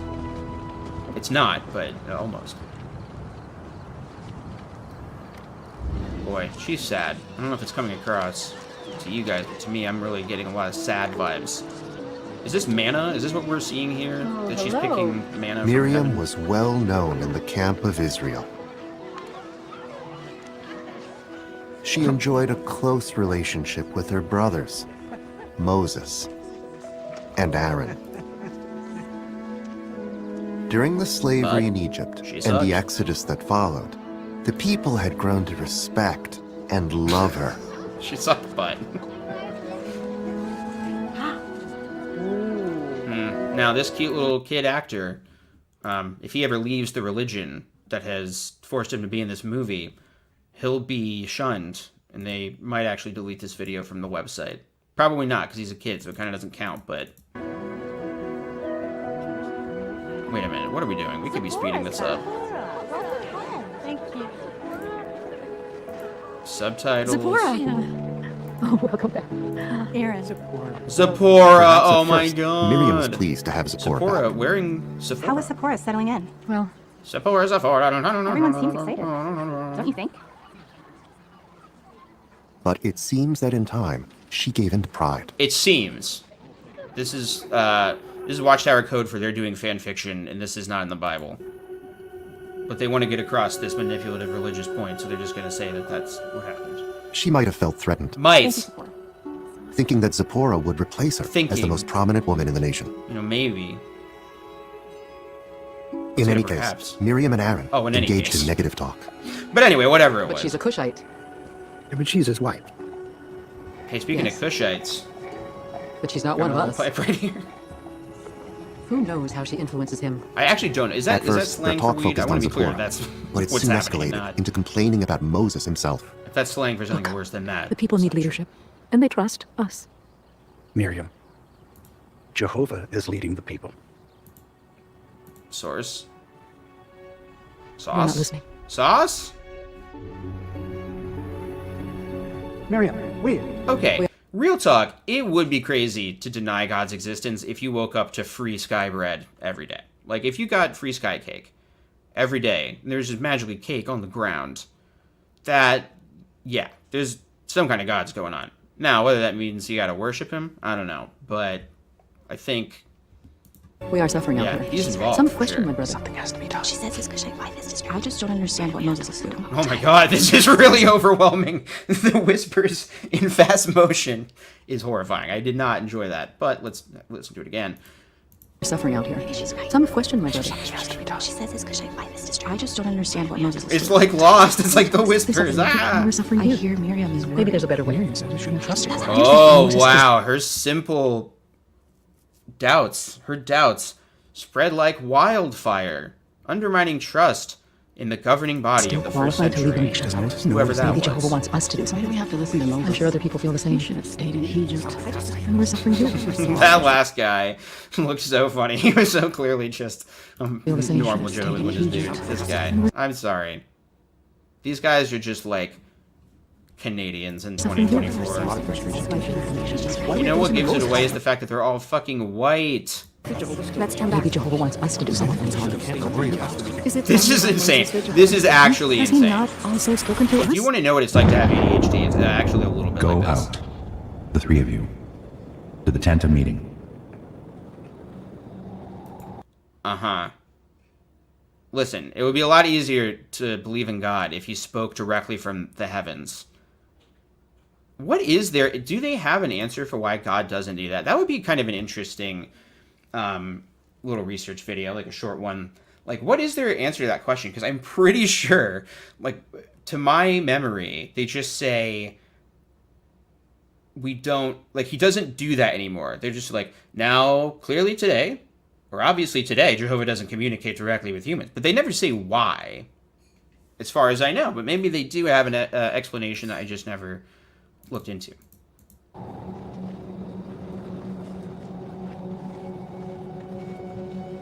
God literally told them to, like, shut up. Hear my words, please.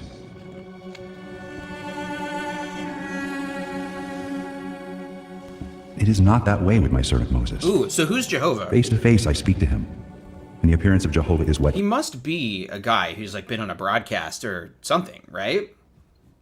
Can anybody place the voice? Because that's a...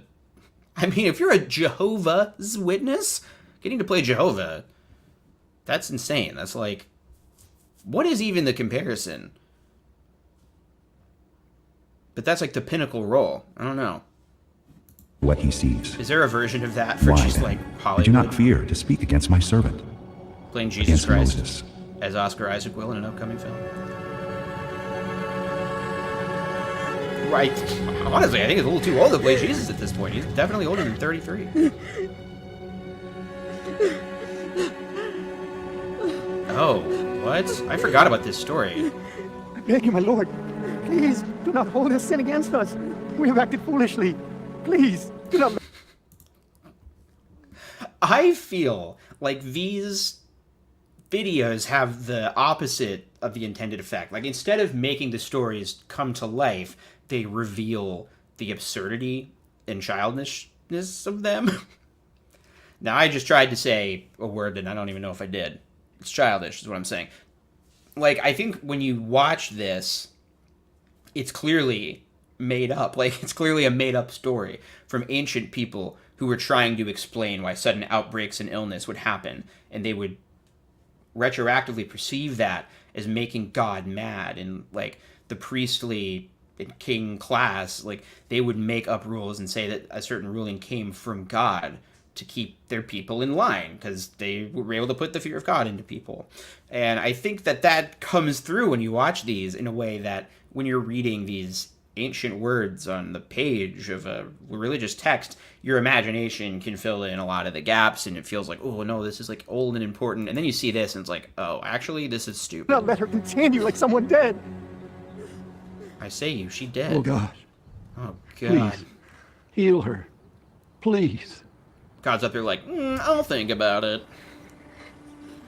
Maybe. Fucked up that he did it in the first place. Let her be quarantined for 7 days. Wow. Afterward, she may be brought back.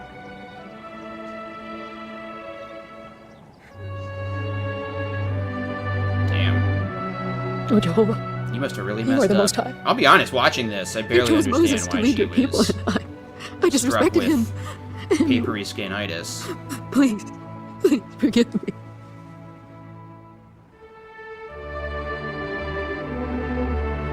Scaly skin syndrome. Miriam was not defined by her mistakes. She literally is, because that is her Bible story.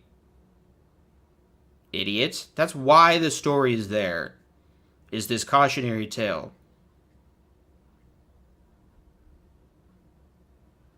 God damn it. And then they do the same shit where they have all these white Egyptians finding a baby in the reeds. Shall I go and call a nursing woman from the neighbors to nurse the child for you? A couple of them look... It is time. like Jehovah will Latina, bless you. maybe. And Aaron. But, I don't know. Weird. I shouldn't speculate on people's races, but I will say Jehovah that these disciplines people are white. those he loves. Yeah, Miriam sorry, these accepted people. his discipline with faith. This is a spicy stream. Jehovah's voice actor. She was restored to God's favor and continued serving faithfully. That was a pretty chaste depiction of leprosy. Like, leprosy, the way they depict it in the Bible story book is just like boils that are just oozing yellow yolk. Like, it's really nasty. Festering wounds. That Christina did not like me saying yellow yolk. God gave her grayscale for talking shit. He really did. He's like, you are currently going monochrome. That's what's For happening. decades. Yeah.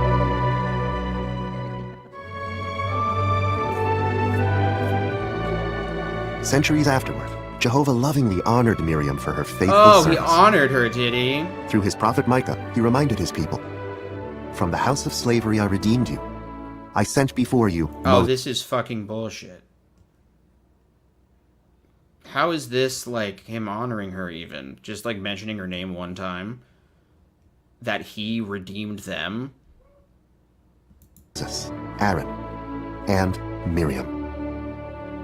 God took all the credit in this scripture. Miriam humbly used the discipline to draw closer to God. Ah. If you've made a serious mistake, don't give up on yourself. Jehovah hasn't. Injustice has grown out of control. Oh. How does it make... Finally, somebody said it. Brave take. Injustice? Bad. Yes, justice? Good. I love this. I love when they pretend like they care about social justice despite being a fucking anti-gay, anti-trans, anti-women, racial stereotype perpetuating group of make you feel when it's in men's front of rights you. activists. We'll learn from 2 young ones how they overcame But inequality. justice is very important to God, obviously. Oh, these videos are always sad. Why did the fight for equality initially appeal to you? Oh no, I'm gonna get mad. I'm gonna get upset if I watch this. Should we watch this? I don't know. Justice for Miriam, right?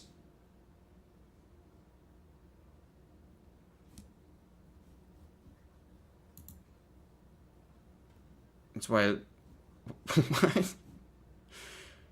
Gonna get all woke on us. It's true. It's what I do. That's what happens when I start... Like, when it gets to the back half of the stream, the wokeness starts bleeding out. Quite frankly, like yolk from a festering lesion. Why did the Am I fight wrong? for Look at the equality Bible initially storybook. appeal to you? I'm just South reporting the Africa has a fucking history of news. legalized racism, but just because the laws changed, it doesn't mean that what's been entrenched into the minds and hearts of people has... South Africa has legalized racism. Okay. So does the United States, first of all. But also... I mean, literally. Like, that's... Okay, whatever. I'm a little surprised that they would say that. I feel like they wouldn't have the balls to say that about their home territory, though. has also changed. I observed that If you're in people still chat, had... we don't make fun of the poor kids who talk in these videos. Because probably they'll become exJWs at some point. And they'll give an interview. prejudices and they That's had very ideas appropriate. of That's the future what I I should wanna look believe like in. or talk like, That's the future or where I liberals should want. live, and it didn't feel like I was accepted anywhere. I realized that people's needs were not taken care of. For example, their living conditions were not great. Some had water and some didn't. Thankfully, I wanted to help people. Thankfully, The time because came Watchtower when- has tens of billions of dollars and served Jesus Christ, who gave to the poor and, treated the outcasts of society with dignity and grace, they're investing tons of resources into building up poor communities, feeding the hungry, and providing shelter for people of all religious backgrounds, right? That's what Jehovah's Witnesses do, right? Because they care about this, When actually. some and aren't political lying. parties were saying that they could make I know, a they are change. really sad. Now, in my heart, although I wouldn't say it, but I think little by little, I think it's valuable that they release these, to be honest. Like, this would be really shocking to see if you had no background in Jehovah's Witnesses. Like, it'd be depressing. And the fact that Jehovah's Witnesses release this stuff on purpose because they think it makes them look good is itself kind of useful to me. But it also shows how unafraid they are of any consequences, because no group that was actually worried about,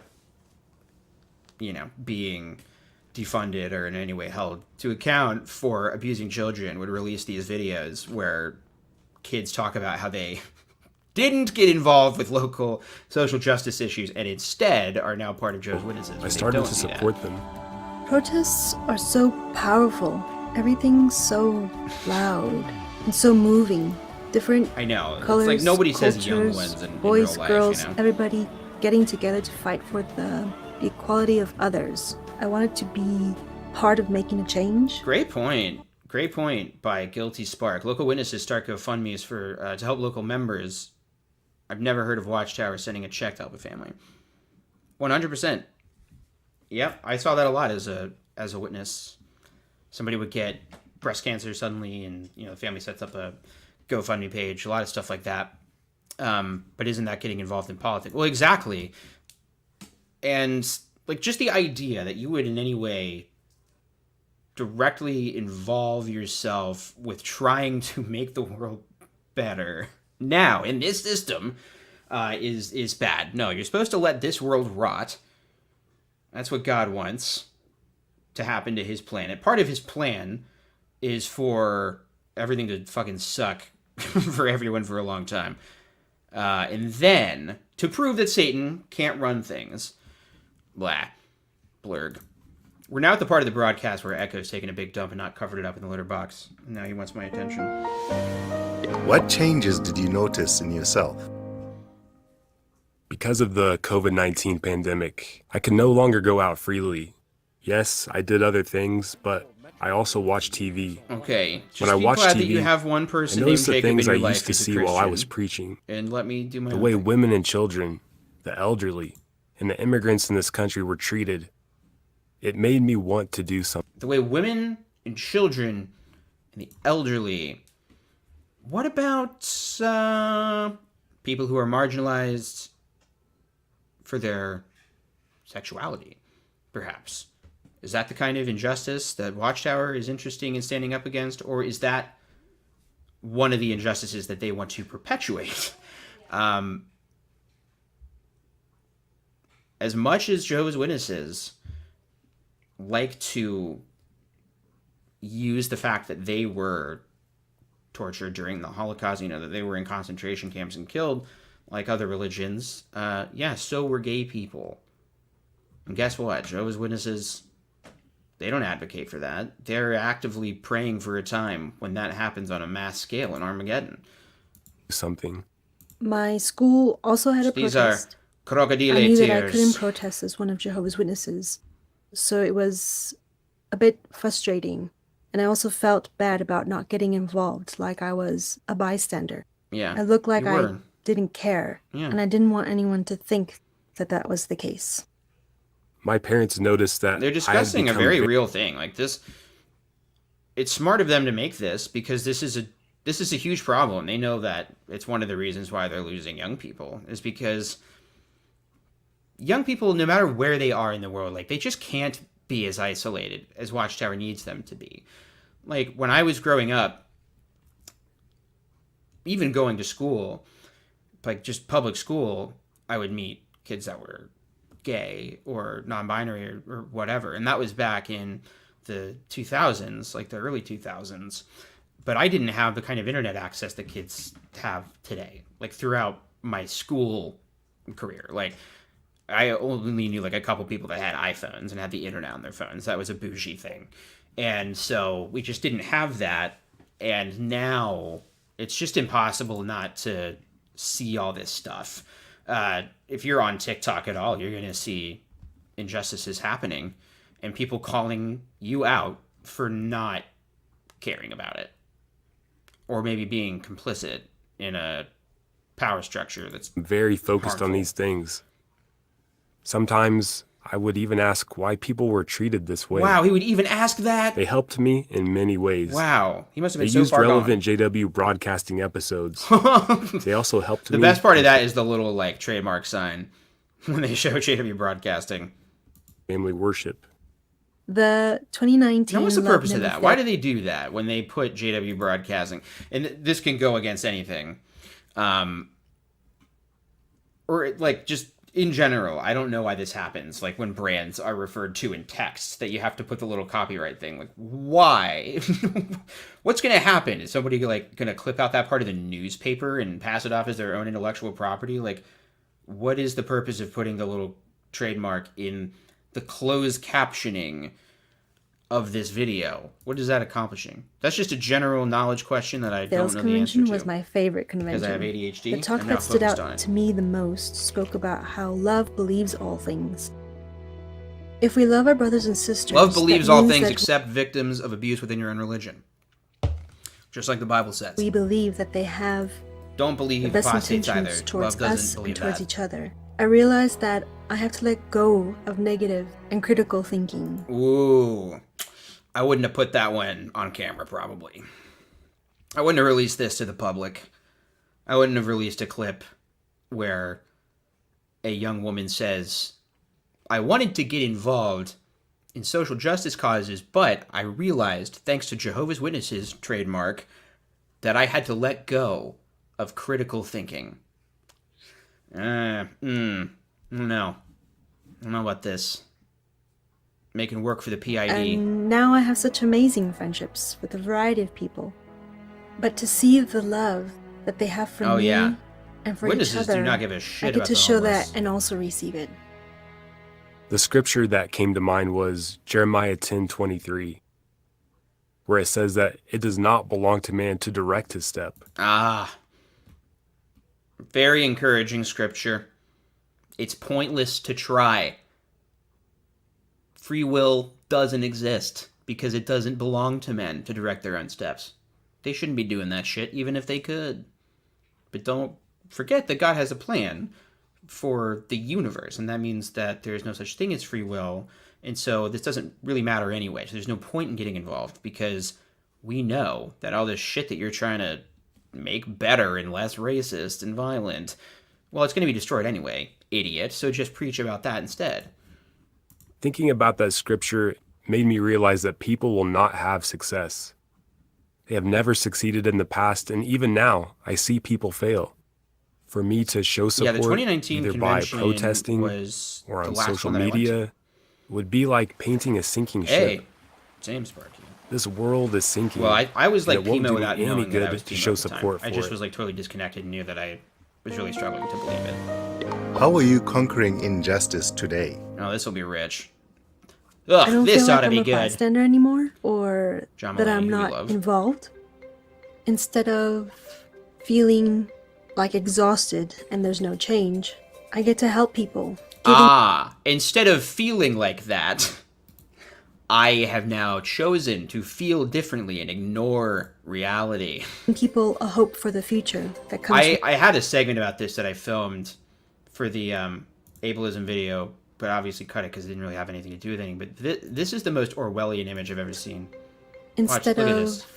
feeling like exhausted and there's no change, I get to help people, giving people a And listen, I try and avoid the word Orwellian at all costs because it's like one of the most overused, cringy words.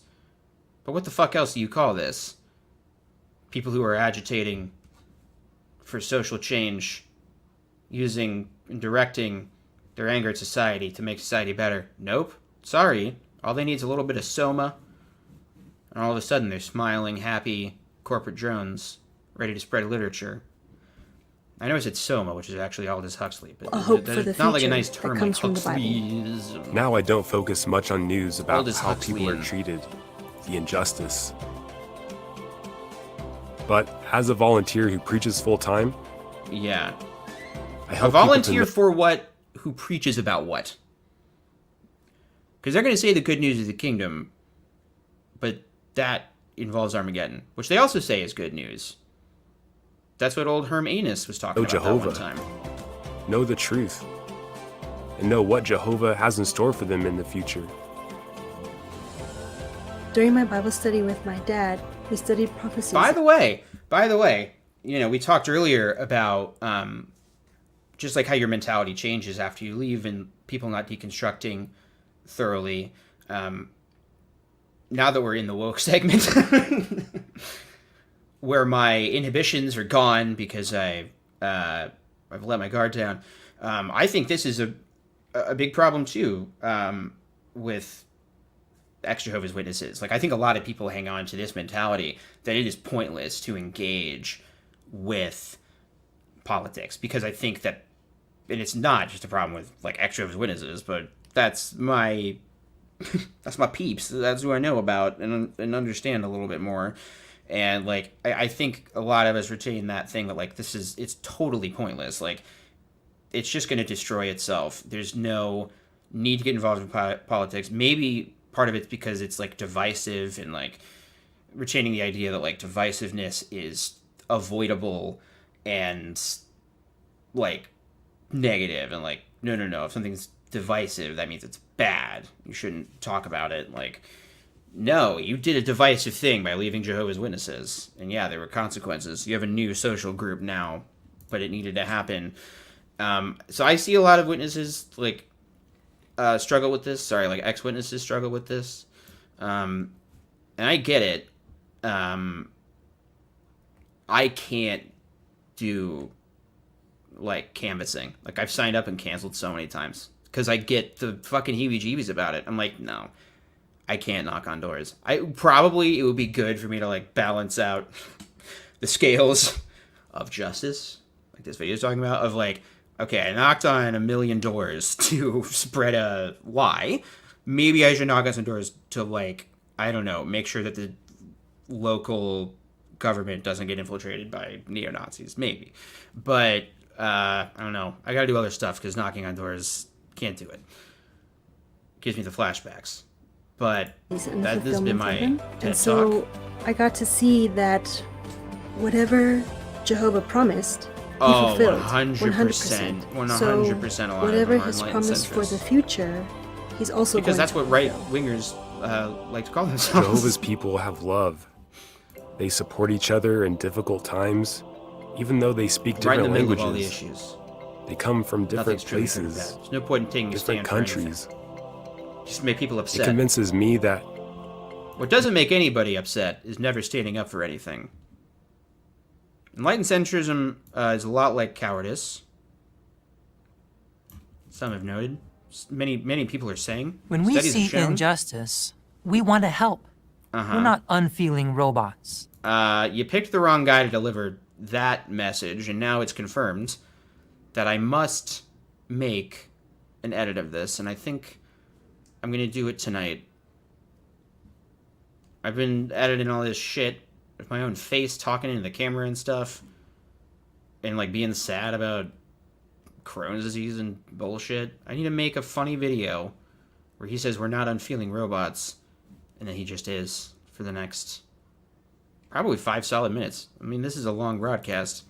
Like Emma and Alwanda, we use our energy to help people experience Ooh, we lasting got a good question comfort.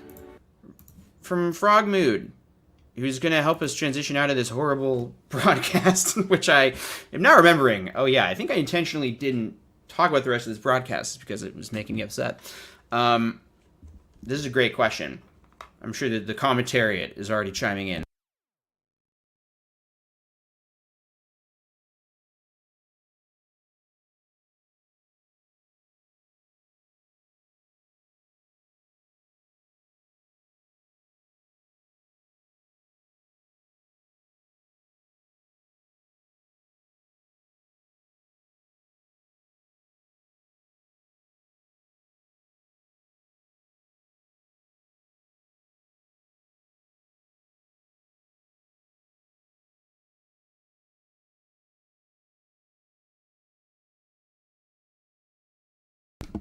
Ah!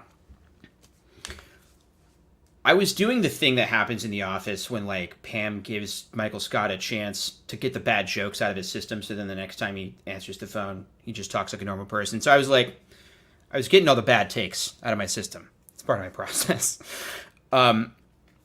Sorry, Frog Mood, it was muted. You don't get an answer now. No. Okay, so everybody has different takes on this, but I think it's an interesting thing to talk about. I think your only real responsibility is to yourself, to set yourself up for success. Like, obviously, if you have a family, like, yes, you do have responsibilities there, but you know that the end result of realizing that you're in this group is like, well, I got to leave at some point. So what does that look like? Like, what does life after this look like? And so that's what you're building towards, and whatever steps you need to take to do that is kind of it. And, like, I think for some people, the clean break is what they need. Like, they need to rip off the Band-Aid and just, like, post everything on Facebook, or, like, just call their elders and be like, I'm out, I'm done. And no judicial committee either. Just go, I don't want that. Leave me alone. I know it's fake, and I know, like, whatever. And some people want to just fade. And that requires more strategy than I was capable of, really. I was more of a blower-upper. But basically just, like, you know, don't let anyone push you one way or the other. You've had people making decisions for you your entire life. So just choose the thing that works best for you. Like, I was really pissed off when people would say, like, you know, you didn't have to go to your judicial committee. These people, you don't have to give them power over you. And I was like, fuck you. This is the way I wanted to do it. Like, I wanted to do it this way because I wanted to know what this process is like, and document it. And so that's what I wanted to do. I would do a lot of things differently in hindsight, but you don't know what you don't know at the time. You do the best you can. So, I don't know. I don't like to give advice on the channel unless it's don't listen to a bunch of advice. My advice is just make a plan. Know that it could change or be upended. But okay, hey, we've talked for a good 2 hours. rambled here. So I probably should work on some stuff. So wait, should we get back to a little wrap up? Pretentious wrap up, so I have an excuse to play this edit again. Oh, happy day. All worldly complaining about YouTube. I don't like how StreamYard like fades it out. Okay, well, one thing, I'm going to say this out loud so that hopefully I begin in my ADHD rattle brain to begin starting to do this process. But I do need to start using a different streaming platform because StreamYard sucks. I keep hearing from everyone that like Riverside is way better. I might want to start Twitch streaming at some point. So I need something that's better with that. I still plan on uploading stuff, but not with any kind of consistent schedule. That's kind of my where I'm at now. If you're a fan, you know that I changed my mind about what is going to happen from one day to the next. But I've been kind of wrestling for a few months with like, do I kind of want to transition away from like, I'm going to consistently upload this amount of times and try and hit video lengths like that. Like, I think at this point I'm like, okay, I'm going to upload when I can, when I've got something to say. But other than that, my focus is going to be making other stuff.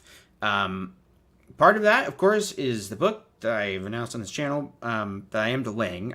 I'm going to go through and officially like change the release date on the Kindle thing this week, but I need more time to work on it because I'm working on another thing that might go somewhere.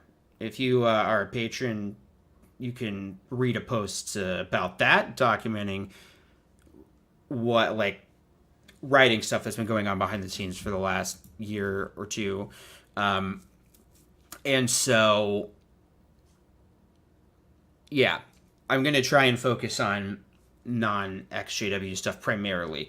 Like, I'm always trying to balance this because my little promise to myself is like, I want to make sure that I'm doing less stuff about, like, I have to do less work surrounding Jehovah's Witnesses than I did as a witness. You know what I mean? And sometimes I get out of balance with that, and I'm spending all of my time, like, watching JW videos and doing edits and stuff. And I tend to find that that has a negative impact on my mental health. At the same time, it's like, well, I think this is important to talk about, and I feel a need to talk about it. Like, this has been valuable for me. These are little therapy sessions, and so it's nice, and I love hanging out with you guys. So I still plan on streaming every week, but I've definitely gone back and forth in terms of maybe we can do an internal poll right now. Well, actually, let me actually do it because I can do a poll. Just have to open this on YouTube. Well, one thing I can definitely do... First of all, let me mute that because that was distracting. Oh, god damn it. I'm not logged into my AltWorldly account on YouTube. I'm gonna try and do a, like, poll for you guys about content, because one of the main reasons why I haven't officially started doing other stuff, like I haven't like committed to another channel, because it does feel like a commitment. It feels like, well, if I make a channel that's like about Star Wars, that's like the only thing I can talk about, or Lost, for instance, which I'm a big Lost nerd. And so ideally, like, I've wanted to find a way to just talk about whatever I want to talk about, like the way that Big Joel is able to do, right? Where it's just whatever he wants to talk about, and you're going for the voice. You're going because you like Big Joel. And so that's what I want to be able to set up. And I think, to be honest, I just got to start making stuff and releasing it and trusting that that will happen. So I think, like, that is my goal. I've got a lot of scripts written about the television show Lost, first of all, but also a lot of other TV shows, like a script about Breaking Bad and Better Call Saul, other like prestige shows that people like to watch video essays about that I also have takes on. I've obviously got a lot of stuff written about, like, The Legend of Zelda. A lot of you know, like, I used to write about video games in another life, and that was like the career path I was on. That was going to be the thing that I did. And I do miss doing that. And I used to write about Zelda a lot, and it was fun. And so making stuff that's fun, and the goal with pop culture, like whatever shape the channel ends up taking. Oh, good. A mega fan of Lost in the audience. Thanks, Mike Riley. Thank you, Robin Brooks. I appreciate that. That's my goal. My goal, we're in the pretension corner, the self-absorbed, pretentious, creative corner right now. And so that's kind of my goal, is to make something where people are coming to the channel because they like the style of the video, like my takes or the way I portray information. The same way I don't ever go to theme parks, but I love Jenny Nicholson videos. Sometimes you just find a person who's like, you know what, I'm not into this thing, but for some reason I'm into this person talking about this thing. That's kind of the brass ring, if that's a term. Sometimes I just will throw out a sports analogy and then realize I don't know what I'm talking about. Okay. Ooh, let's also do an AMA. This feels therapeutic to be just chit-chatting. So I'm putting some of your comments aside. Like, please feed me poop. Wait, what the fuck? You know Mark Pellegrino? I literally wrote down... I was writing last night, way too late, this thing that I've wanted to write for a long time, which is just the nature of Lost's take on Jacob and the Man in Black. Like, what Lost has to say about spirituality and religion, and the way that it plays with conceptions of God and the devil throughout different myths. Like, so I was writing about that and just writing the word Mark Pellegrino a lot. So that's crazy. Fun. Okay, we're getting some good questions. He's an objectivist? What the fuck? Or is Jacob an objectivist? Because I would say that's true. So the thing I was saying 20 minutes ago is, yeah, I want to create a channel where I can incorporate my kind of ADHD ramblings into the material, you know? Oh, yeah, reacting to stuff that you barely know. Absolutely. Thanks, Jenny. That's very nice. Yeah, like, I'm always looking to watch hour-long videos on pop culture, film, fashion, etc. Yep. And see, this is me. So, like, to me, thinking about doing a channel, it's like, well, it just has to be something that I would want to watch. And that's why I write the scripts, is because I'm like, well, I don't know, this is my take on it. I would watch something like this. So I'm just going to try and start filming a lot of the stuff I have written. I will start answering some of these questions. Fuck, the poll thing. Jesus Christ. Okay.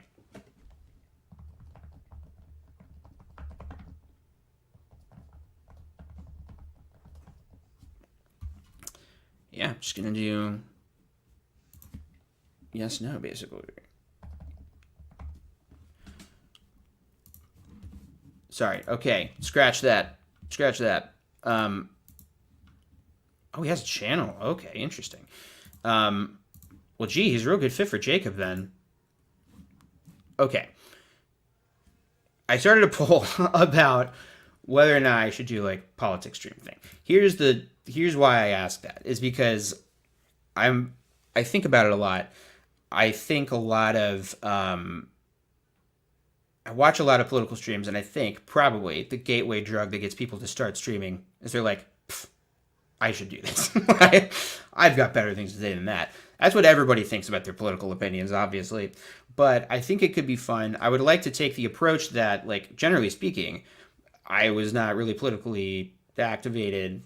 Like, I didn't start paying attention until, like, 2016. But, like, I didn't vote for the first time until 2019, 2020.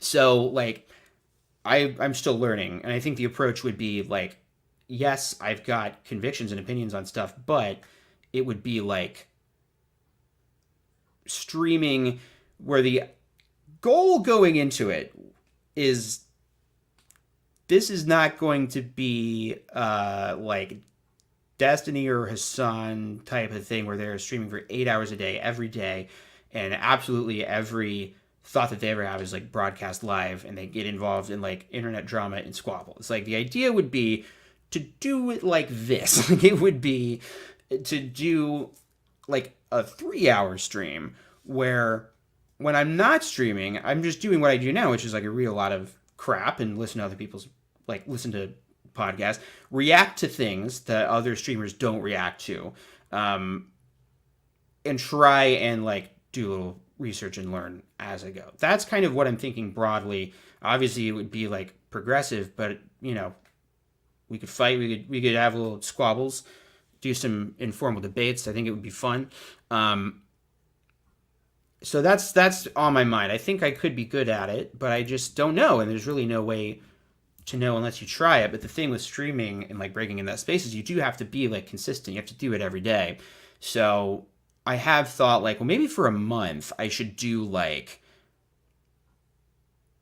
you know, just do it every day. Like just, I'm going to do this every day for a month for 3 hours. And I just haven't felt like I have enough time to really commit to something like that. I think starting anything new, the fear is that it fails. Oh boy. Getting a lot of yaws. A lot of yaws in the audience. But only 30 votes. We've got more people watching. Do IRL streams to interview the cat-eating immigrants since you're already living in Ohio.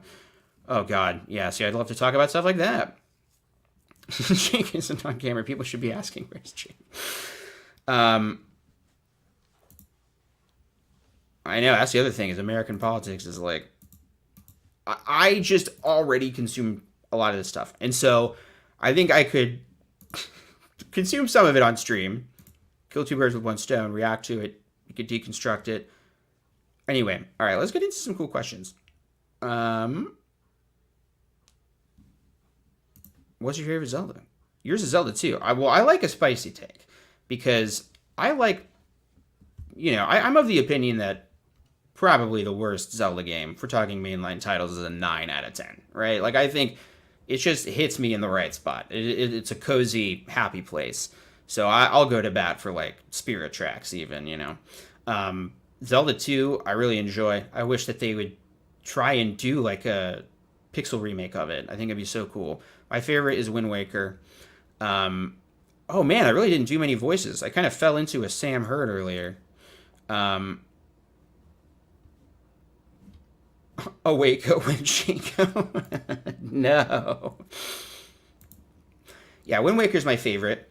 I think everybody's favorite Zelda is the one that they played at the most formative age in their life. Like, Wind Waker, I remember being, like, a little kid and playing A Link to the Past and Ocarina of Time. But I was mostly watching, like, my uncles play it. They had a Nintendo and I didn't for a while.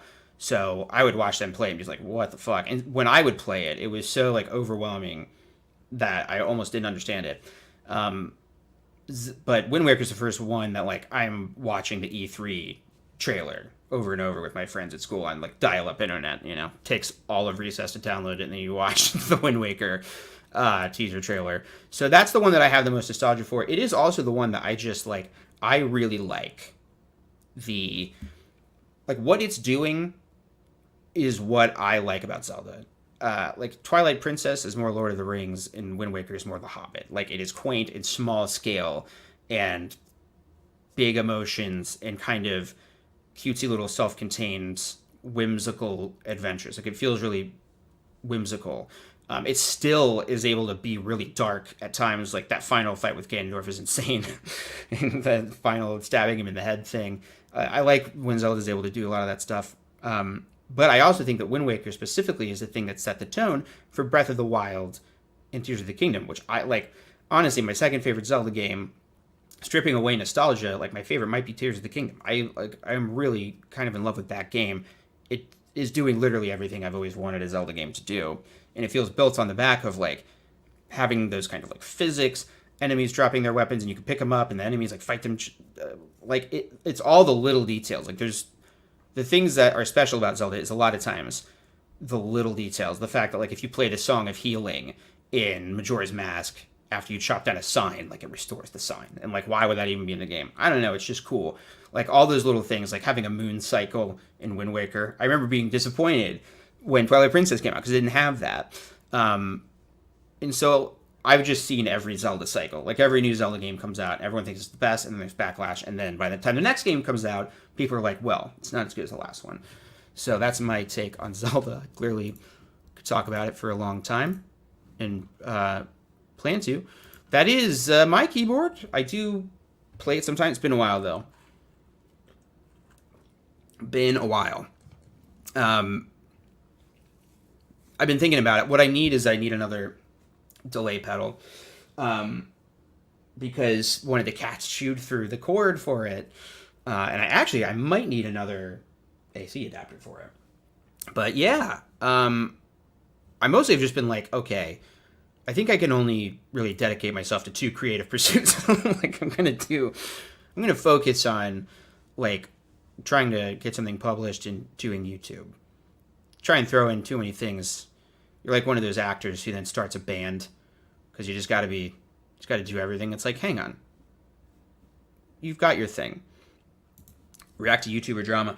This is another thing that I think could be valuable about doing a streaming politics thing, is to kind of like make a conscious decision going in, like, I'm not going to react to other people in this space. Like, I'm not going to contribute to the, like, internet drama of it all. I don't know. Maybe something like that.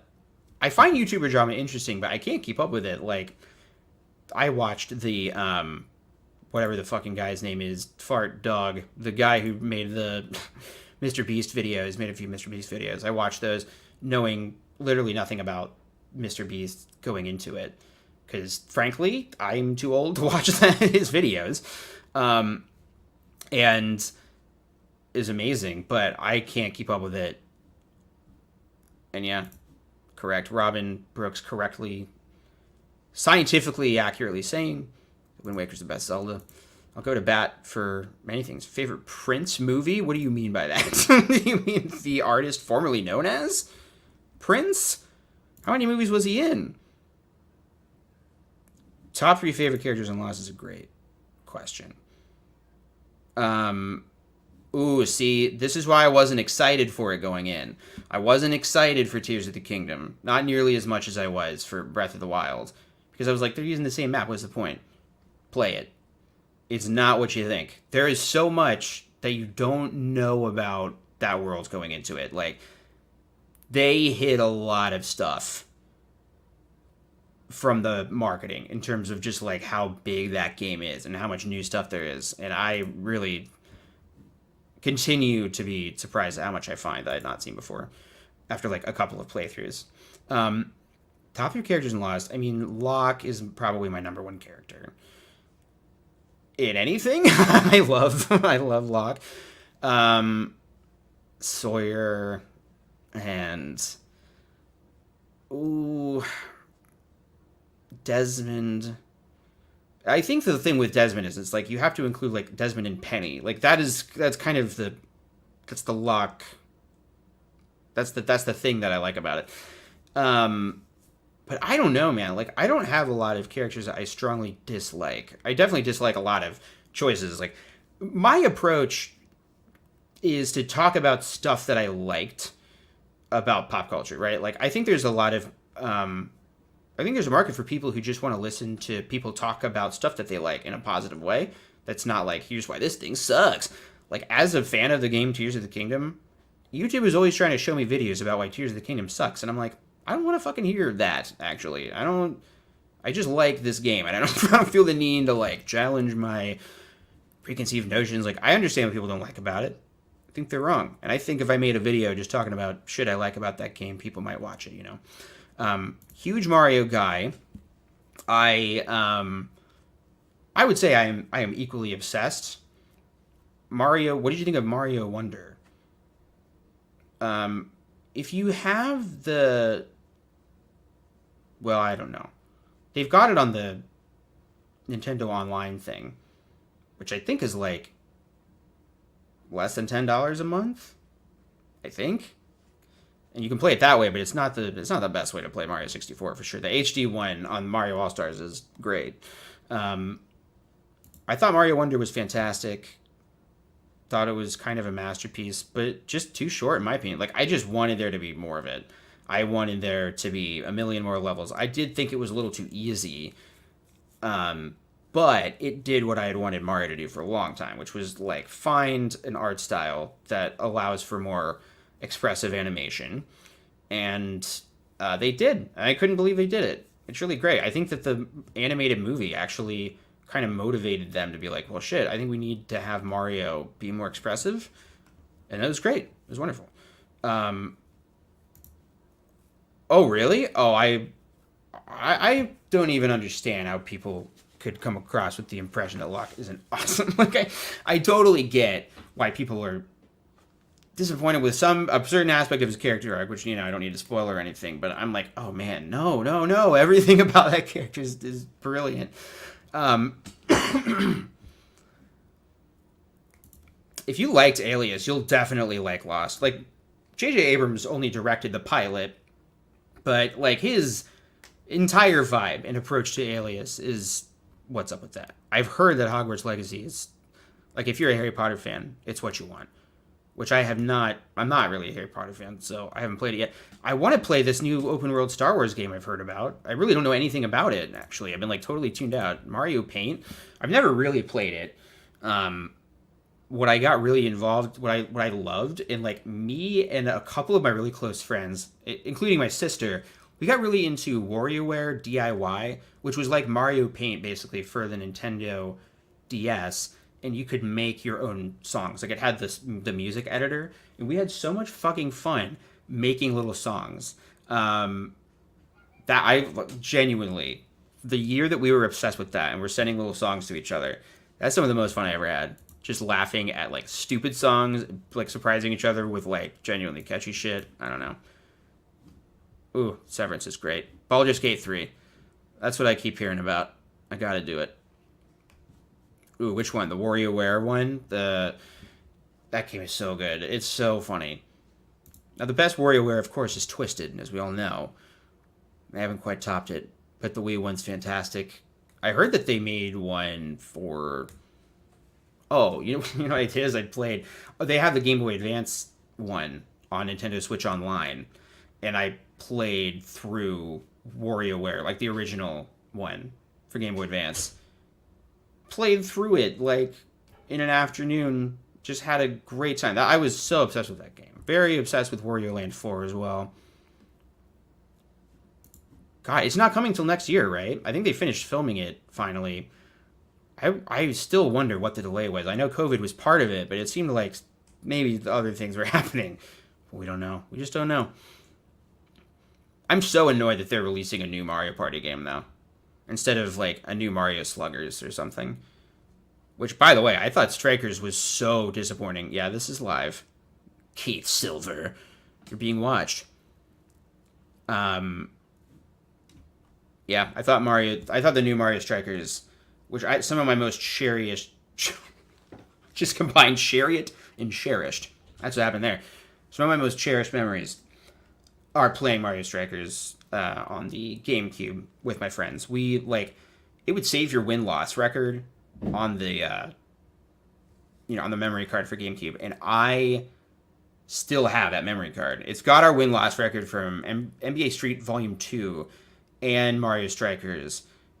Some of the best times ever. And that new Mario Strikers game, it was so, like, clunky. It just wasn't... Oh, I hated it. Like, the control scheme sucked, and you can't change it at all. Everything about that game fucking annoyed me. And I would love a new Sluggers. I mean, like, I played that, like, Super Mega Baseball. It's alright, but the art style is absolute dog shit. I just want another arcade baseball game. Is that too much to fucking ask?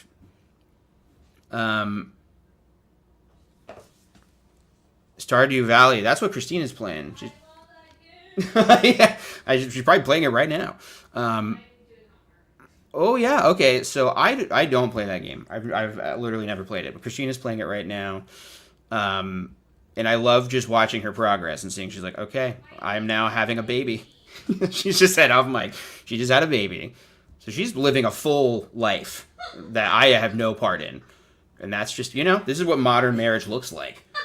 She's got her little farm and her husband, who's a writer and a poet. Is very cute. You made your husband a writer and a poet, which I don't, necessarily sanction, but. Well, I did not make my husband that way. He just always the character itself is. Oh, really? It just lucked out that that's what he was like. Mm-hmm. Wow, that's like some real cosmic stuff. He has long, luxurious locks. So grow your hair out. You know that when my hair grows out, it is not luxurious. It just looks like this, but way bigger. So I look insane. I look like a me, but you make their head tiny and the hair big. Wait, what's your husband's name in the game? I forget. Elliot. Okay. Cute. Oh man, Super Smash Bros. Ultimate, so fucking good. I've still played. I really, really am sad about not having friends I could just call and be like, do you want to come over and play Smash Brothers? And they lived, 10 minutes away. And so that's just what would happen. Like, so many. That was my favorite part of my witness life, was when, like, I was more or less a functioning, happy adult. Ironically, like, the last 3 or 4 years of being a witness was probably when things were at an all-time peak, because I had made peace with the fact that, like, well, clearly Jehovah doesn't give a shit about the fact that I watch porn and stuff, so I'm not going to let that stress me out. I had some status in the congregation as a servant, but more importantly, just had, like, a lot of friends I could just call and hang out with and play Smash with. Super fun.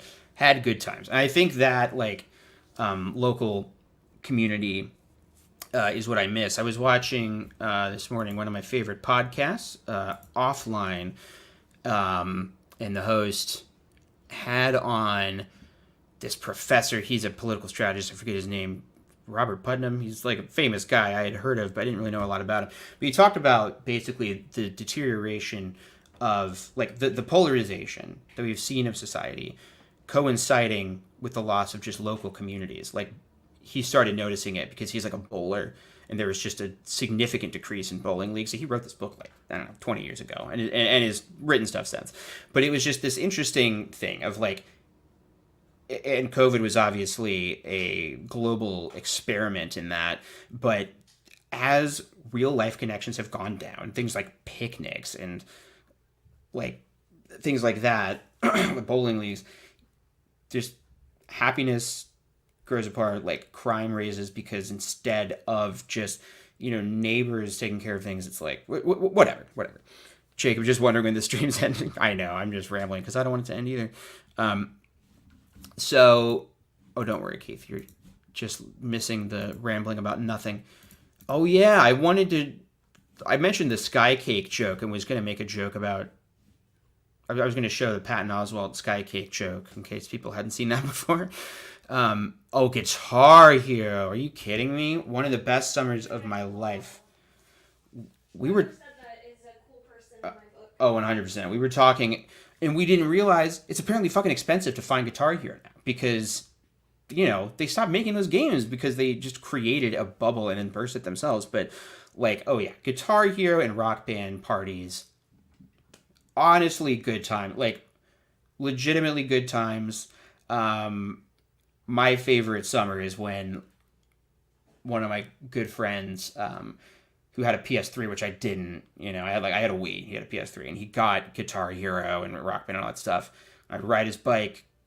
Sorry, why would I ride his bike? I rode my bike to his house basically every day for a full summer, and we played, Call of Duty 4, Guitar Hero, and Super Smash Bros. Brawl, and it was the greatest summer of all time. So that's probably, like, summer 2008? Good summer. I just want a group of gals to dance around with bonfires. Right? Bonfires are still so appealing to me. I think that's kind of the dream, right? Like, I don't necessarily want wealth, but I want enough wealth that I can have a backyard where I can have a fire. That's really it. It's about it. Just Dance is one that, like, didn't penetrate our local Jehovah's Witness community. And I'm sorry that I used the word penetrate, but sometimes there's no choice. And I had, and because, you know why? Because I knew who would make a little comment off mic. Just Dance, though, like, so I grew up in Marysville, and then we moved to Columbus. And as it turns out, us Columbus people in the big city didn't know that out in the sticks, they were just dancing it up. And they had a big Just Dance party, which I went to. And man, I thought that was the cringiest shit. I'm like, you could not pay me to play that game. I could not. But I am also, like, self-conscious about dancing. There was, like, a weird era in my life where I totally wasn't, and I don't know, something happened at some point, and now I'm still like, I am not going to dance in front of people ever. Except with Christina, of course, we dance all the time. I was just dancing at Bo earlier, which is really fun. As I said, I've just had the In the Heights soundtrack stuck in my head, so I was just rapping Lin-Manuel Miranda lyrics at Bo in a hardcore way. I don't actually know what Jackbox games are. I think I've actually played them before, but I don't really know about it. I don't really understand it. But we should absolutely do that. Let's do it with... Let's make that the next patron thing. And we can do it... Oh, shit, next week. We can't. Well, I might be able to. We're gone. This is exciting. So next week, we're going to be out of town because we're seeing Vampire Weekend. Hey. Got these tickets fucking months ago. But I think before they'd even dropped their new album, they announced the tour. So we're going to go out of town and see them. But we should be back Sunday. And I'll stream. We should do Jackbox games, absolutely. You know, that was one thing that was nice about Discord. I just feel like if I ever want to be productive again in my life, I can't have Discord. Can't have it. I was so hooked on it. I was on it all the time. And, like, yes, there was, like, drama and stuff. I could definitely set up a Discord where I'm not really, like, that involved in it, and I could have mods set up things, but I'm just, like, I get addicted to it. I am a patron of a couple podcasts that have Discord communities, and I would like to go to it, but I'm, like, I will get so sucked into it. If, like, I would definitely not have been able to write a novel, like, with Discord. That happened after I deleted Discord. I couldn't get it going, the novel, because I was just spending all my time. Like, if I want to be productive, I just can't have it. So that's just kind of the, a live stream D&D would be fantastic. Damn, you know what? Oh, it'll be nostalgia-traumatic, but traumatic? I meant to say nostalgia-traumatic. Jesus Christ. But God, I gotta see if I can still download the back episodes of Grand Moff Talking, because our D&D episodes were so fucking funny, and my friend edited good sound effects in them. It would be really fun to share that with at least patrons. Okay, well, fuck, we did it. We streamed for a long time. Sorry for mostly talking about me in kind of a weird way that I don't like, and that's why this stream is not going to stay on the AltWorldly channel. We shuttered to the Sunday service stream. I think next week maybe I'll try and do a stream about something that more people will care about, so I can, like, announce to people, like, hey, I'm literally only going to stream on Sunday on the Sunday service channel. But then I don't know. Maybe I don't care. Maybe it's not worth it. Whatever. All right, Keith. I'm glad you spoke with noted, unhinged conspiracy theorist Rick Fearon. I'm sure his news will be credible and important this time. Sorry to end on a downer note, but is there a fun clip we could watch? Probably. I don't know. I have a few uploaded here. I don't know what all of them are. Obviously, we have this, which we can't forget about. I need to make a mommy drop, which we can call it the mommy drop. Being able to incorporate that into some videos recently, which is it's always satisfying. I think we should at least watch the complaint corner thing one more time. Oh, happy day. All worldly complaining about YouTube. Oh, God damn it. I just love that he sings. I never knew that. I just never knew that he sang. Now I do. Okay. Goodbye, everyone. We did.